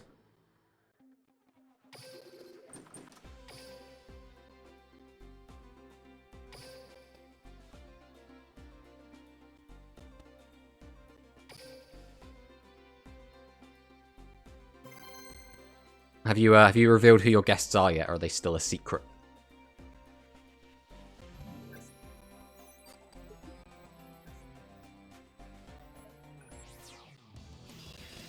Oh, back to Roman again.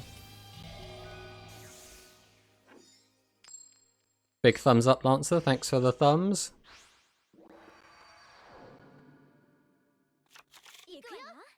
Well, this is the most vanilla hand of all time.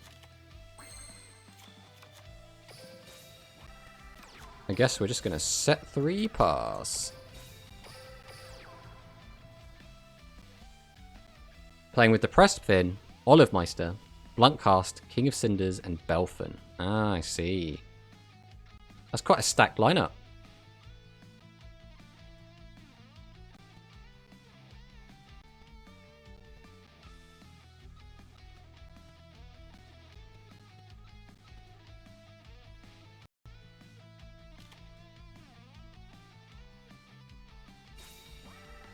Is there going to be, like, anything on? Like, I know we have the event on currently, right? With, like, the fire and everything and the Halloween-y bits. I assume there's not going to be any extra event for the drops. It's just going to be already just do the event.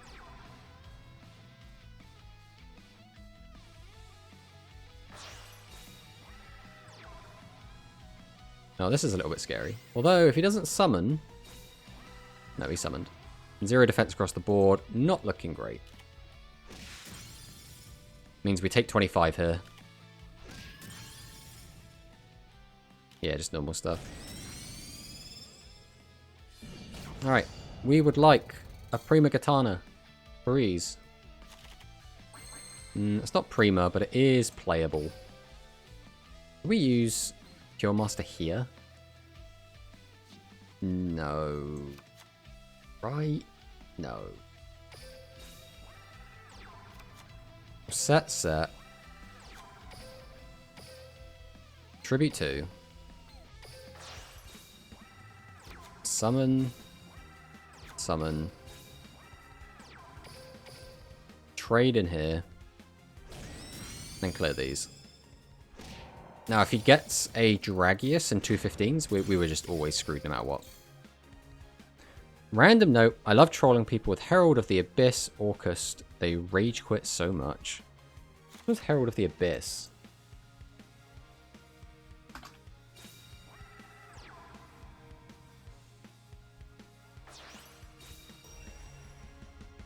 Herald of the Abyss, if this ever loads. Oh, this spell card, right. I mean, I just love Orcust, personally. Like, Orcust is just so good. What happened? How did I... Oh, he just literally got him for 1,000. Okay, that's fine. Well, we summon... We tribute 2. We summon... We summon...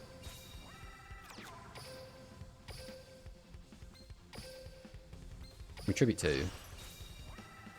We activate his effect. We activate her effect. We activate our skill. Non-targeting spell card. Yeah. Put that back and that back. We'll go ahead and activate Dinkito. Swinging. Swing him with 28. Get him for the 31. And pass the turn. What is our opponent even playing? This is like weird dragon casters? I assume he's still got 7's Ray Magician to come. He must have 7's Ray Magician.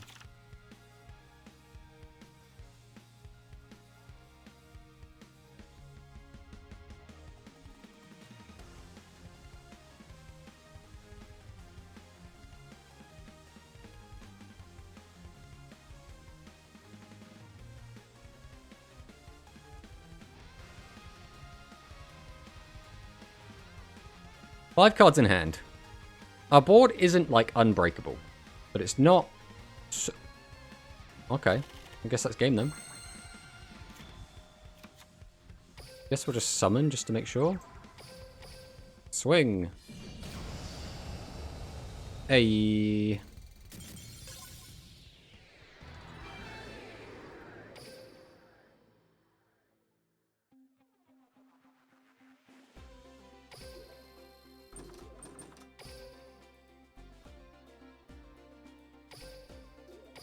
Alright, well this deck's been pretty good today, all things considered. Like, we've had a couple of bricks. We've had quite a lot of bricks, to be honest. But those are the kind of bricks that every deck has to deal with. They're not the kind of bricks which are this deck exclusive, so... All in all, quite happy with its performance so far.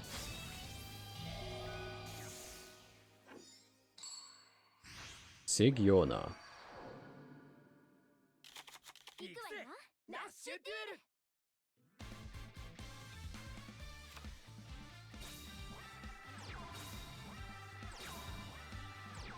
Couple of back rows and a gazelle.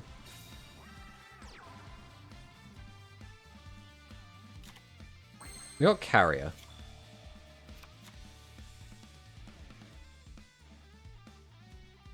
No matter how you look at this, this is awkward. Alright, I think we're just going to go for... Summon Dinkito.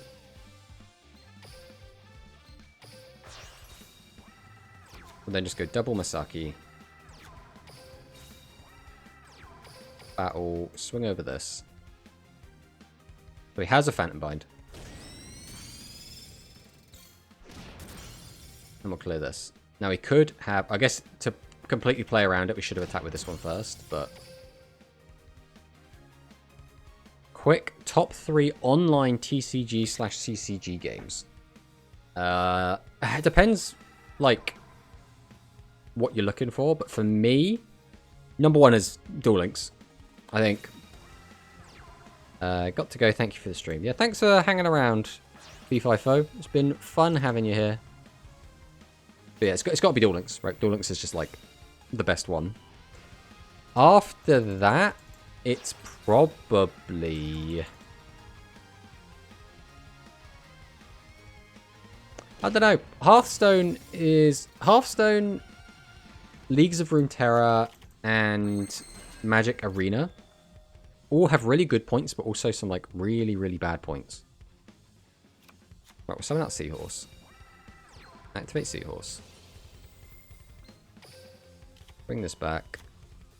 Summon. Tribute 1. Tribute 2.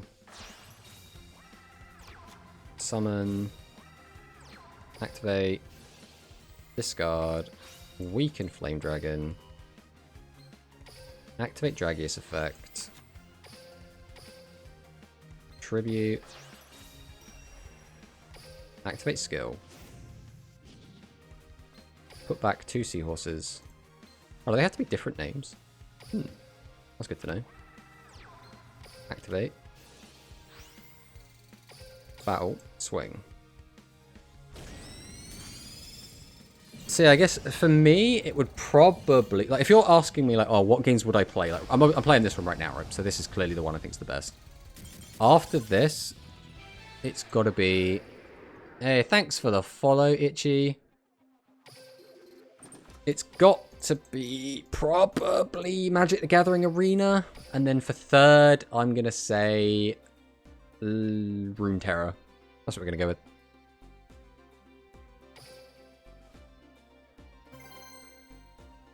But then I think Lorcana is like has the unofficial one at the moment, which is apparently pretty good. And then Elestrals has one as well, which is I think has just come out. It's like in a weird like beta phase right now. There's always more like card games coming out, right?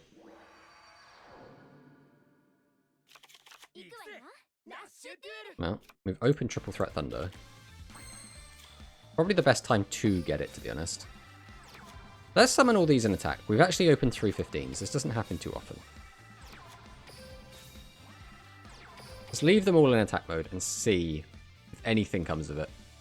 Now again, very easily outable, but if he doesn't have the outs for this, we might just be able to sit here with 3 monsters.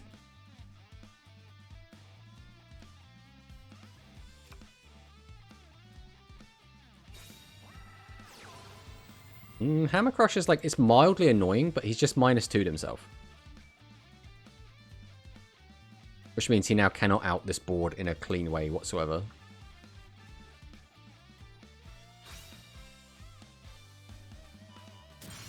Like, we've lost our Triple Threat Thunder, but like, who cares, you know?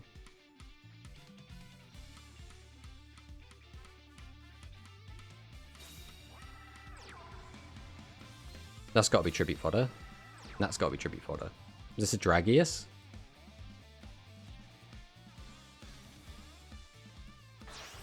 Dragius is the most annoying thing it could have been, because now I need to find an out to it. We don't already have one in hand.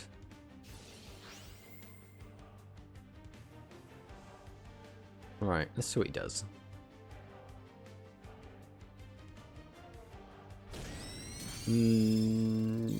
So we take the 2000. Again, if we can just draw an out to this, like just a 2500 attack will be fine. Then we're in a really good spot. If we don't draw an out, we are in a really, really bad spot. Okay, it's the worst out, but it is an out. So we can deal with this now.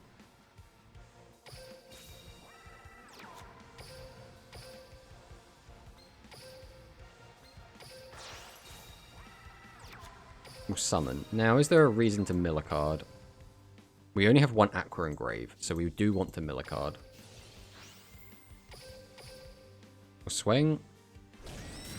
Get him for 3000. Now, the only way this backfires is if he just, like, gets another Dragius. And then we're just like, oh, okay. If he does get another Dragius, it's another 2000, and then he could even get another 3000's worth of damage. But we didn't have a better play anyway. So if he does get another Dragius, we just weren't meant to win this.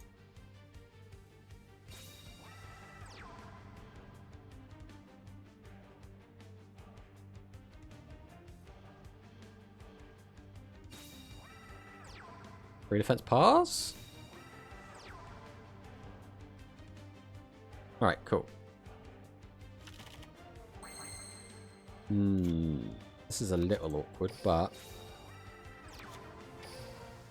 we can summon cards, which I suppose is all we can really ask for. And I think we do, as much as I don't really want to, I want to get rid of this because I need to be able to draw tribute monsters.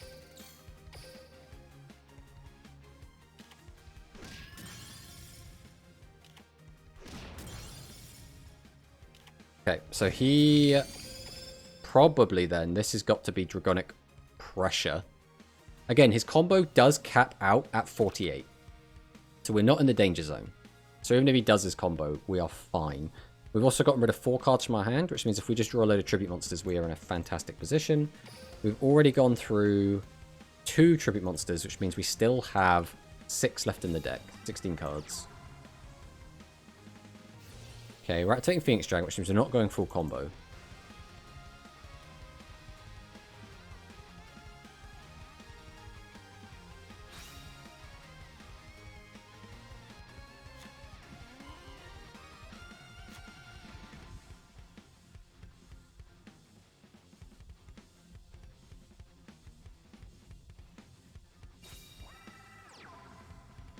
Alright, Twin Edge.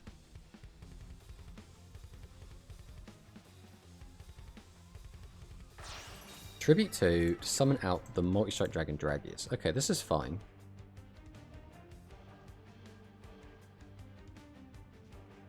As is, he still doesn't have clean outs to any of my shit. If he crashes, we also kind of end up net positive. Now that's scary, because that could now be the Phantom Bind. The Phantom Bind does kind of wreck this deck. The only way to really play around Phantom Bind now is to draw Prima Katana.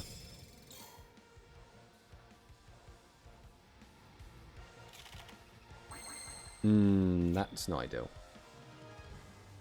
Right, how many Aquas do we have in grave currently? We have 1, 2. We only have 2. So if I activate my skill, we can get both of them out of the graveyard, which means now we are in a great spot. We then summon, activate the effect of Thunder, the Thunder to discard 1. Because, although we now have 1 and he can reduce us, we've reduced him by more. Then I am going to use D&Q to the Boogie Master's effect to send another one, which again, there are now 2 in graveyard. But, even if he reduces us by 2, that puts us down to 23 and we still clear.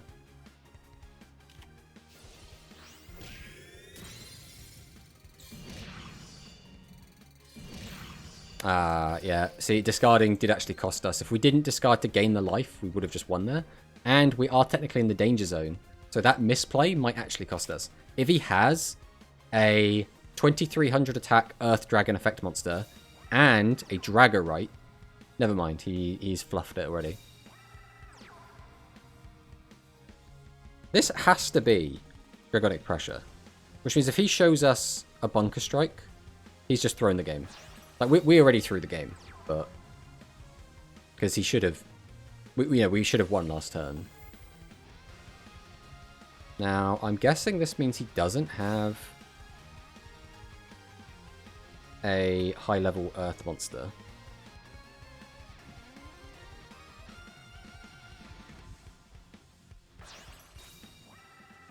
Okay, he doesn't. For some reason, he's playing Curse of Dragon. Reasons unknown to me. So any tribute monster ends it. We've gone through, what, 1, 2... So we have 6 in deck. 14 cards left in deck. We're drawing 4. The chances of us getting a tribute monster is extremely high.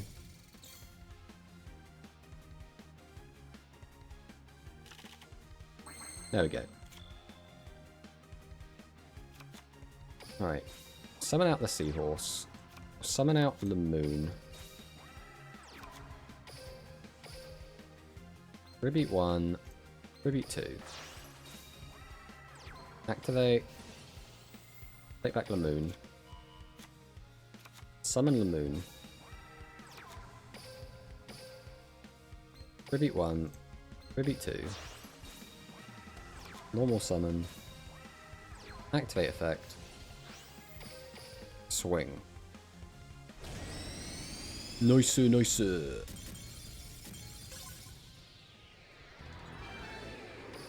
It's weird. It just feels like this is like the evolution of just the aggro deck from the first week. Like the first day even of this game's release. I mean, it's working, so...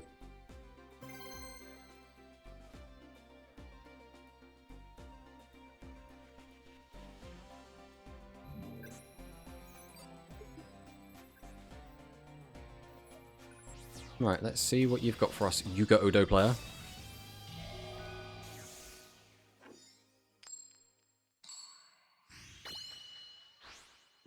Oh, we have to lose this game. We've been winning too much. So, we will be surrendering this.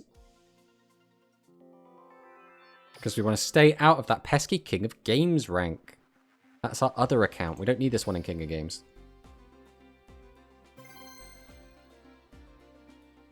So, when you get to King of Games rank... Alright, yeah, do I not need to explain? Are you good?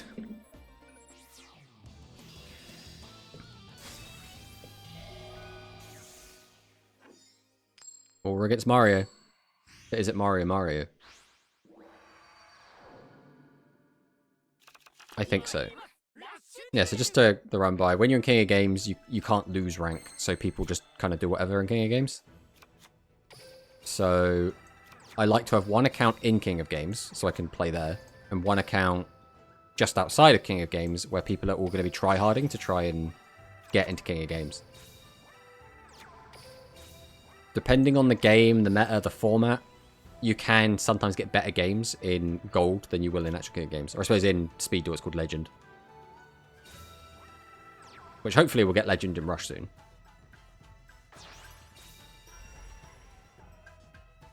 Alright, just don't have a Thunder the Thunder, and we're fine. I don't mind if you crash into me, but just don't clear me easily.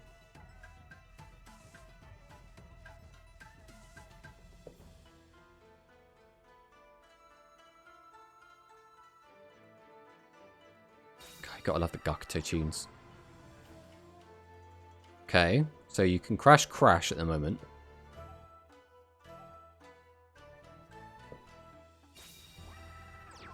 Crash. Goes to battle phase. You have to crash into the Dragius either way. You can choose to not do the others. You cannot leave the Dragius there.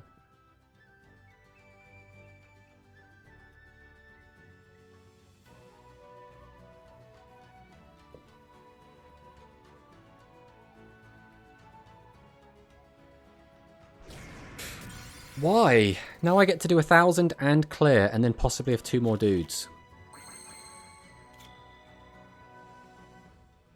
Well, this guy's made a horrible misplay, and now we're going to punish him for it. So we'll start with Seahorse. Activate Seahorse. Use the effect to bring back Kanan. Summon. Activate Thunder the Thunder. Send Lamoon. Weaken this. We'll activate Multi-Strike Dragon Dragius. Tribute 1. Tribute 2. Get up Diankito. Summon out Misaki. Activate Diankito. Send this. Then we go straight to battle. We swing. We swing. We swing. And we swing. Do you have the wings of a butterfly, the eyes of a tiger? We do not, unfortunately. We do sting like a bee, though.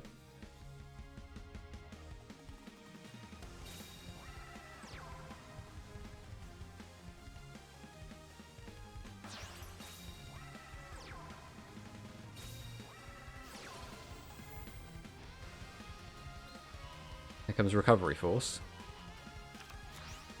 So he's done this first, which is a bit weird. Oh, did he need the third spellcaster engrave, which is why he did it? I see. That makes sense. So he tried his best, but he didn't succeed.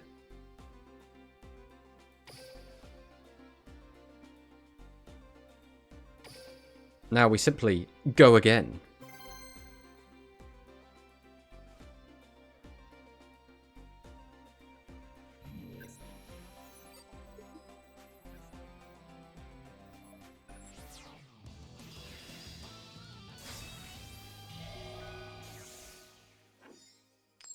Cog Oro. Is that Kogoro or is that King of Games Oro? We may never know the answer to these questions. This hand ain't spectacular. Not gonna lie. We will just set a bunch of guys and pass the turn.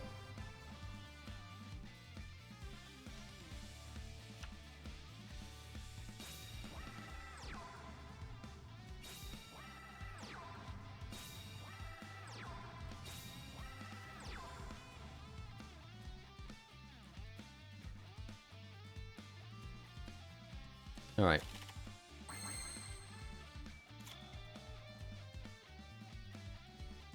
What are we doing here?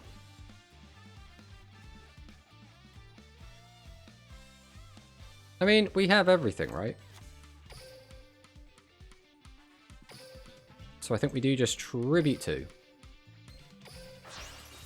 Summon out the boy. Is there a reason to put another card in our hand? I guess there is. So we will summon. Activate Seahorse Carrier. Take this back to hand. We'll then Tribute 2.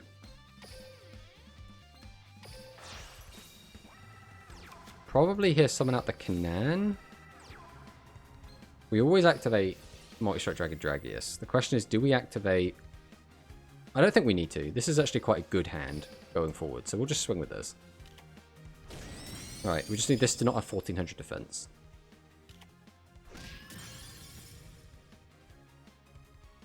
Which means we are going to get him for that 25.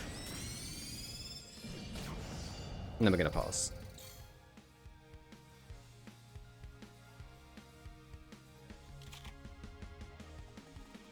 So this is looking pretty good.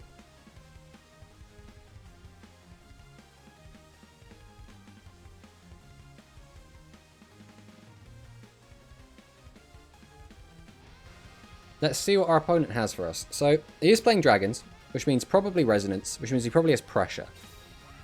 He's not going to use pressure, because that face down card at the moment is a Phantom Bind. We already know that. Using both of these together, he can currently clear my Dragius or my Dinkyuto, but he cannot clear both. So we're probably going to lose Dragius here, and we're going to lose Canaan, but that is A-okay.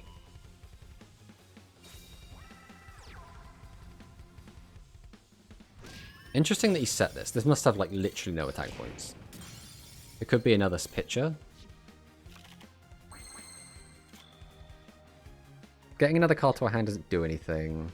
Discarding another card doesn't do a ton. We could just summon our two biggest guys. So we'll activate and discard the Lamoon. Then yeah, we'll just summon our two biggest guys. Go to battle. We always swing over this with this. We have one of them engrave. There's a tiny chance it's a Drago. So I think we always swing here. It should clear. It was a Drago.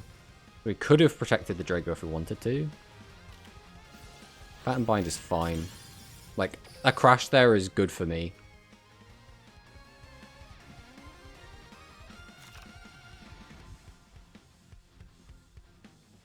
Down to 25. Again, we're on that 67. We are well out of the danger zone, and he doesn't even have a set card anyway.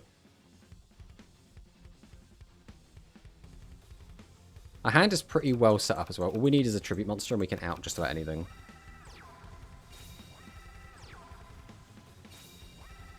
So he's got a 3 down, which means he cannot use his Triad Drago. He is just reading that for the first time.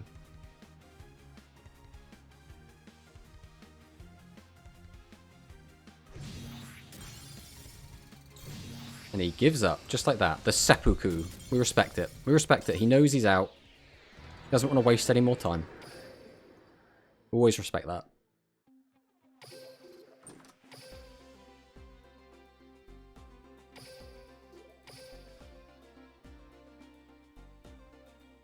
We're only at 2 wins, so we are A-okay to keep grinding at the moment.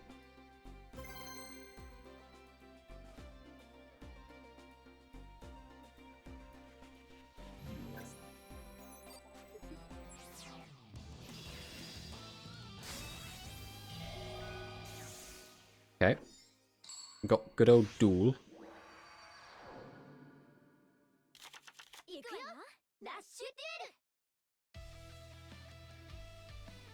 Let's see what our friend Duel has for us. Now, is Roman? Is this going to be a Psychic player? We've only actually dueled against one Psychic player today, and we killed them on turn 2.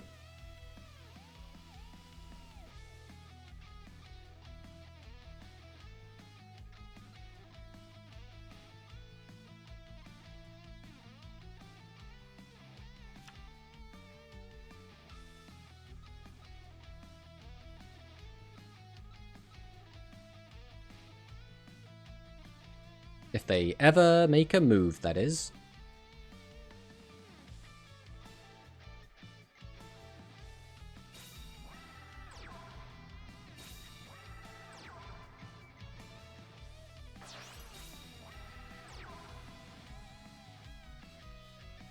Okay. So, we can't actually out this board, which kinda sucks.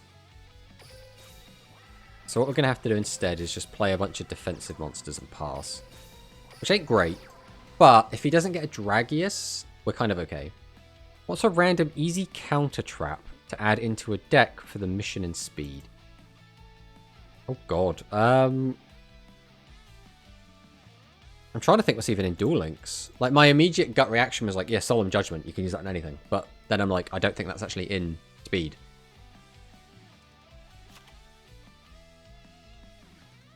So to answer your question, Lewis, I don't know. I have no idea. I can't think of what counter traps are even in the game. But ideally something that can stop like special summons or something, right? Because everyone's just always special summoning. But I don't think any of the Solemn cards are going to be in.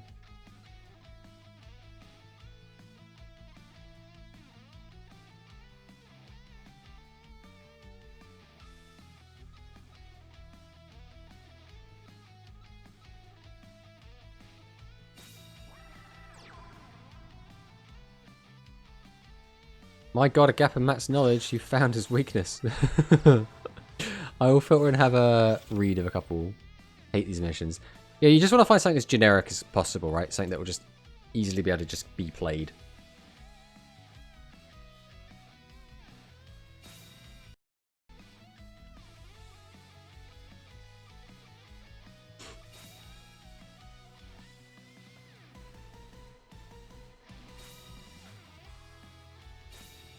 Where are we going with this?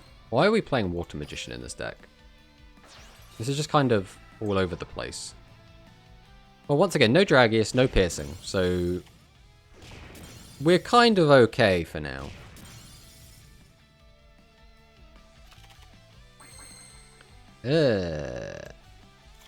We were okay. We're now not okay again. Alright. Summon, use Seahorse. Bring back. Summon Kanan. Tribute out Dragius. Man, if we just had one less tribute monster, this would be such a good hand. Set. Activate. Battle. Swing over. Swing over. Pass turn. You inspired me to get back on Legacy of the Duelist. I am terrible, but it has been fun. Now, I can't remember. Is Legacy of the Duelist the one with the Vrain stuff, or is that the pre-Vrain stuff? Because there were 2 games that came out. Both of them are on Steam. Focus. And one of them was basically all of the series up to Arc V. And then the other one was all of the series up to Vrains. It was basically the same game, but just with more stuff in it. The way to easily know is there extra monster zones in the middle of the field. Playing it on Switch. I think that means it has to be the other one. Let's have a look.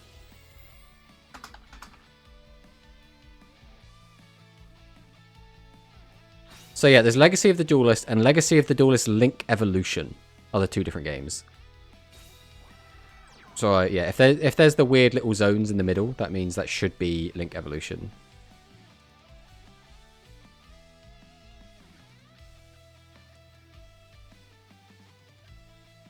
Playing the story mode still in the Pegasus. I assume that means you're also playing with the story decks. I think one of my favorite things to do on Legacy of the Duelist is to swap around, right? And then use the bad guy deck, effectively. The problem as well is some of those decks in the story mode are garbage. Like, they really give you, like, nothing to work with. And it's like, yeah, win a game. And you look at your opponent's deck and go, but they've got good cards, and I'm playing utter shit. And then they try and, like, shove, like, 3 Swords of Revealing Light in every deck. Because they're just like, yeah, fuck it. This is also, again, a really bad hand. Let's put these back in. Activate this. Summon. Summon. Tribute 2. Activate Dragius. Go to battle. Swing over this. Swing over this. And then pass. Except they always make it work better against me. I was stuck for ages with a Kaiba deck against Yugi. Main thing I could do was poly 3-headed Blue Eyes. But Yugi had tons of ways to just get rid of it. Yeah. I mean, he kind of has to, right? Because if you're playing through as the other on the flip side and your opponent summons a Blue Eyes Ultimate Dragon and you just don't have an out, like, what do you do?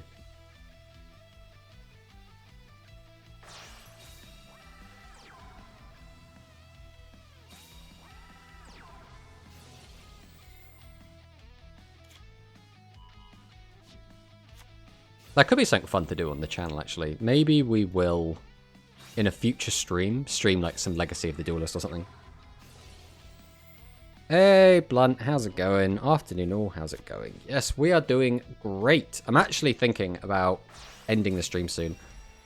I think 3 hours, I think, is where I feel nice being at. I think as soon as I get that 4th hour in, like by the end of it, I'm starting to hang a bit. So I think we might close out at 3 hours, which would be in about 5 minutes or so. And then in future, just do 3 hours. And then if we want to do the extra hour, we can. But not be, like, scheduled for it. Alright, let me play this turn out quick before I start reading more chat messages. So we'll activate, use the effect of Seahorse, bring back Lamoon, summon Lamoon. The problem here is we only have 1,000 life points.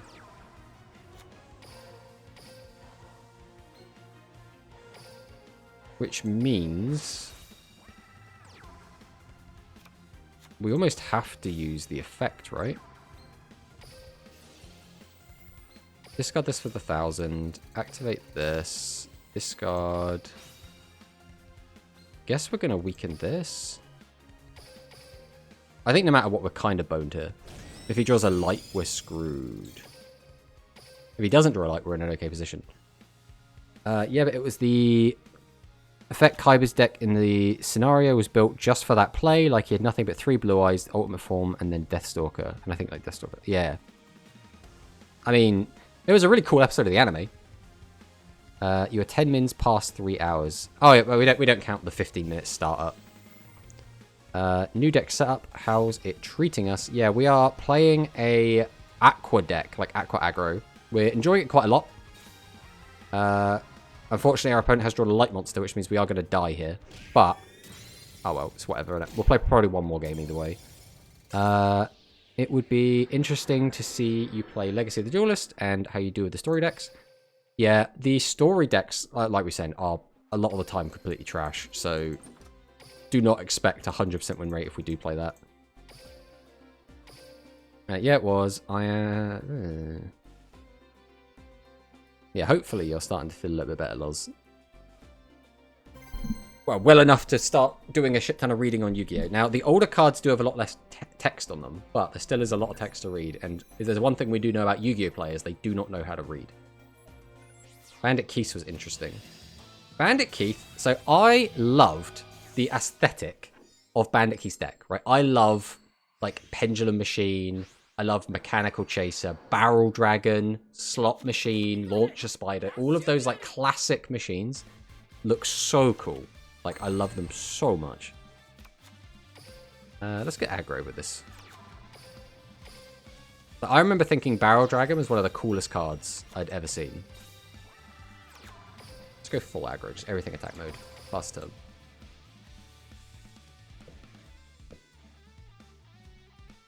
Like, the very first single card I ever bought from a shop was a card called Limiter Removal.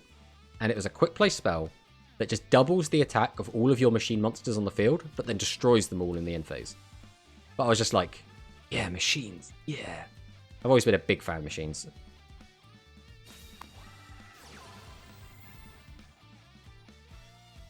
Right, we forced out a Draconic Pressure turn 1. He had a handful of tribute monsters. And then sets and passes. So he had no monsters that he could actually play in that hand.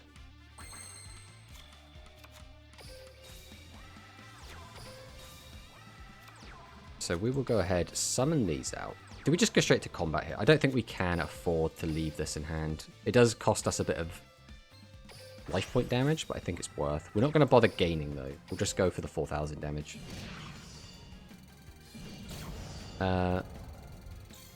What is this world you call Reed?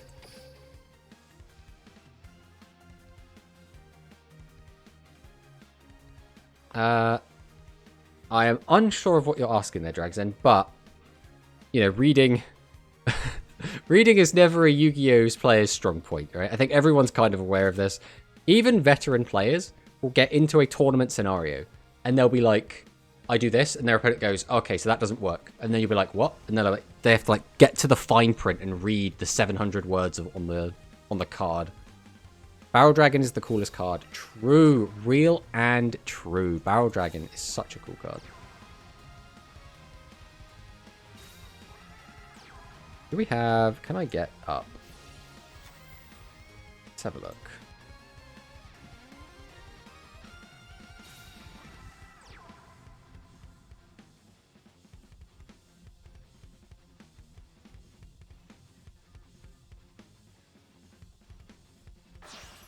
If I put this here, and if we swap to this, how's this going to look? Oh, there he is. There he is. There's my boy. Barrel Dragon. Look at this. We don't need to see the... Oh, don't give me Reddit. Just give me this image. Oh, fine. Why are you still doing this to me, Reddit? I just want to see this image blown up. Man, you're really not liking that. Look at this boy. Look at this boy. Look at how lovely it is. They love that 4-kid censoring as well, because we're not allowed to show the actual gun barrels. No, that's the wrong button. There we go. Back into the game. Oh, we lost our board. That's no fun. But we did play around being able... Oh, how much Aqua do we have in grave at the moment? We've probably got too much, right? 1, 2... Which means if that goes to grave, we are playing into... We have a warrior. We have 2 beasts and we have a warrior. Oh god. Do we have a spellcaster? We have 2 spellcasters. Oh, this is all going wrong. Okay. So we're going to go ahead and tribute these 2. Summon this. Go to battle. We'll swing here. So if he uses the... So he doesn't have it. Okay. In which case, everything's fine. We could have got an extra 300 damage in if we weren't playing around. But that's fine. Barrel Dragon is the coolest card. I don't know whose deck is best aesthetically. Yu-Gi-Oh is an obvious shout. Yeah, Yu-Gi's deck is really cool, right? But it's a weird mishmash of just stuff, especially in Season 1. Then it's Judge. Judge. What do we mean by Judge, Greg? Actually, I did like Pegasus' deck. Joey in Battle City got better too. Yeah, Joey's deck in Battle City is kind of cool, but I don't like how they kind of make him just a luck guy, right? He's just the luck duelist. Satellite Cannon is the most aesthetic card. I mean, yeah, Satellite Cannon is pretty baller. I mean, I still do love Satellite Cannon. It's another one of those weird ones. So if we go back to here, we can see Satellite Cannon is, like, in a lot of ways kind of boring, right? It's just kind of a satellite. But in the other way, it's like just such an interesting card. Just gains attack each turn and then gets, like, blast your opponent. It is awful. It is one of the worst cards in the game. But by golly, is it just so cool. Then there was an anime game, which was a guy was playing, like, a Satellite Cannon deck. And he specifically built it to be able to OTK people.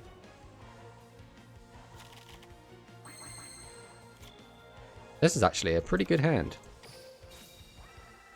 Summon, activate the effective carrier, take back Canaan. Summon, activate, discard a Canaan. Weaken this. Tribute 2. Summon, activate the effect. Discard again, weaken it again. And that's the game. You were talking about players being bad at reading. Judge was the next thing I used to hear. Ah, yes, that's right. God, sharking opponents as well was like the biggest thing playing like physically Yu-Gi-Oh! I am thinking purely aesthetic, not actual synergy, or if it's good and otherwise. So, the aesthetic of Joey's cards was kind of this weird, like, chibi thing, right? Because a lot of his cards were... They were a bit weird because they were, like we were saying, they had, like, this chibi aesthetic to them. Like, what was it? Swordsman of Landstar was one.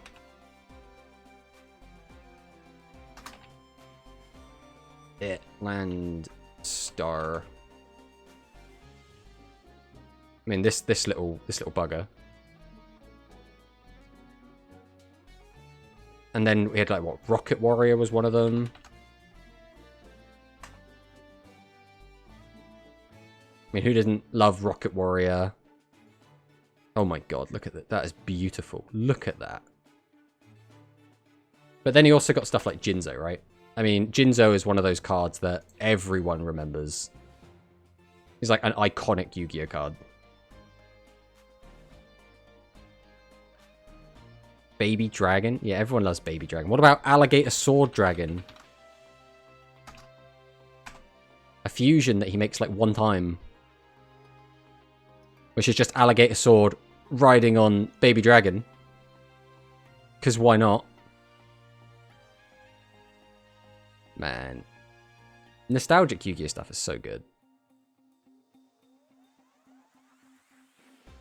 And like we were saying, there was all the Toon stuff from Pegasus. So like, what was it? Like Toon Blue Eyes?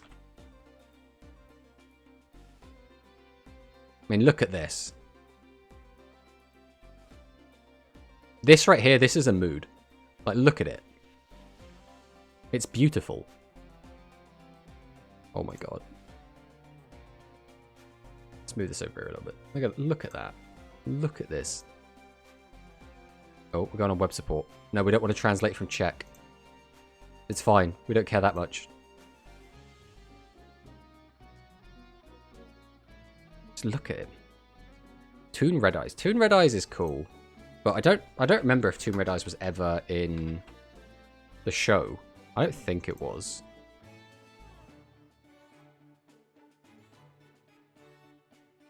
I mean, it's still a cool looking card.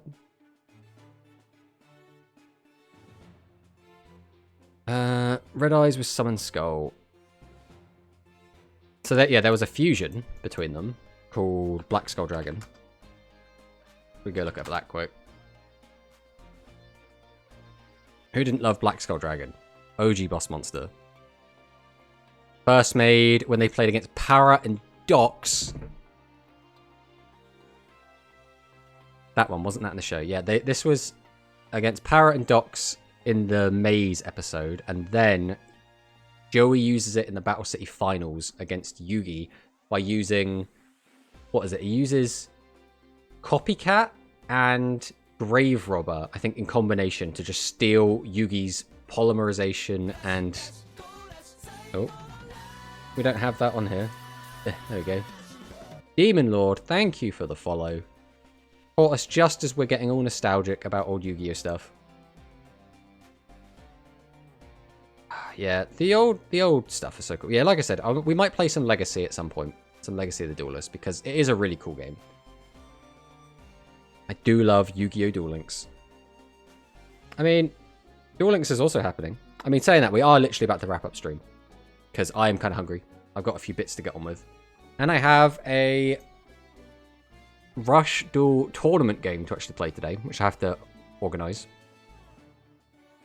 How's it going? Did you summon Blue Eyes? We did. We summoned Blue Eyes twice. And we actually did get a game win with it. We attacked with a Blue Eyes on a 0 attack monster to get 3,000 damage on, thanks to the power of our lovely, lovely spell card, Triple Threat Thunder. I have Yu-Gi-Oh! Orica cards. What is Orica cards? I'm Googling this.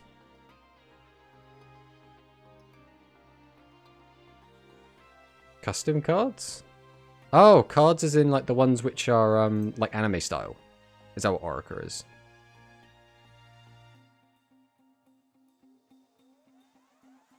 It's so weird as well how we have like the anime style is like, it's very nostalgic and it's very like aesthetically pleasing, but we only have that because of laws that say in the West, when you show a product that you can buy in a children's cartoon, it's not allowed to exactly resemble the product, which is why we have the like really weird arts for the cards. Anyway, we're ending stream. We're going to go over to here. We'll put our camera back on because the stream is ending. Thank you all so much for watching. We got to play a ton of Aqua today, and we think the deck is actually looking pretty good right now. We have been really, really enjoying it. It's been a ton of fun. And we will be back again on Thursday, where we'll probably be playing a bit more Duel Links and then probably go into perhaps some Legacy of the Duelist. So I do really like the idea of playing that. And I'm sure there's at least a handful of people on the stream that would also like to see that. Get some classic Yu-Gi-Oh going, some classic anime decks. I can get a Synchro Summon level 12 monster in one turn. Damn, son. Yeah, thank you all so much for watching. And we're going to go off and raid someone who's currently streaming. Let's have a look. Oh, X0 is streaming. We'll probably go and raid him. So again, thank you all so much for hanging out. And we will catch you next time. Goodbye.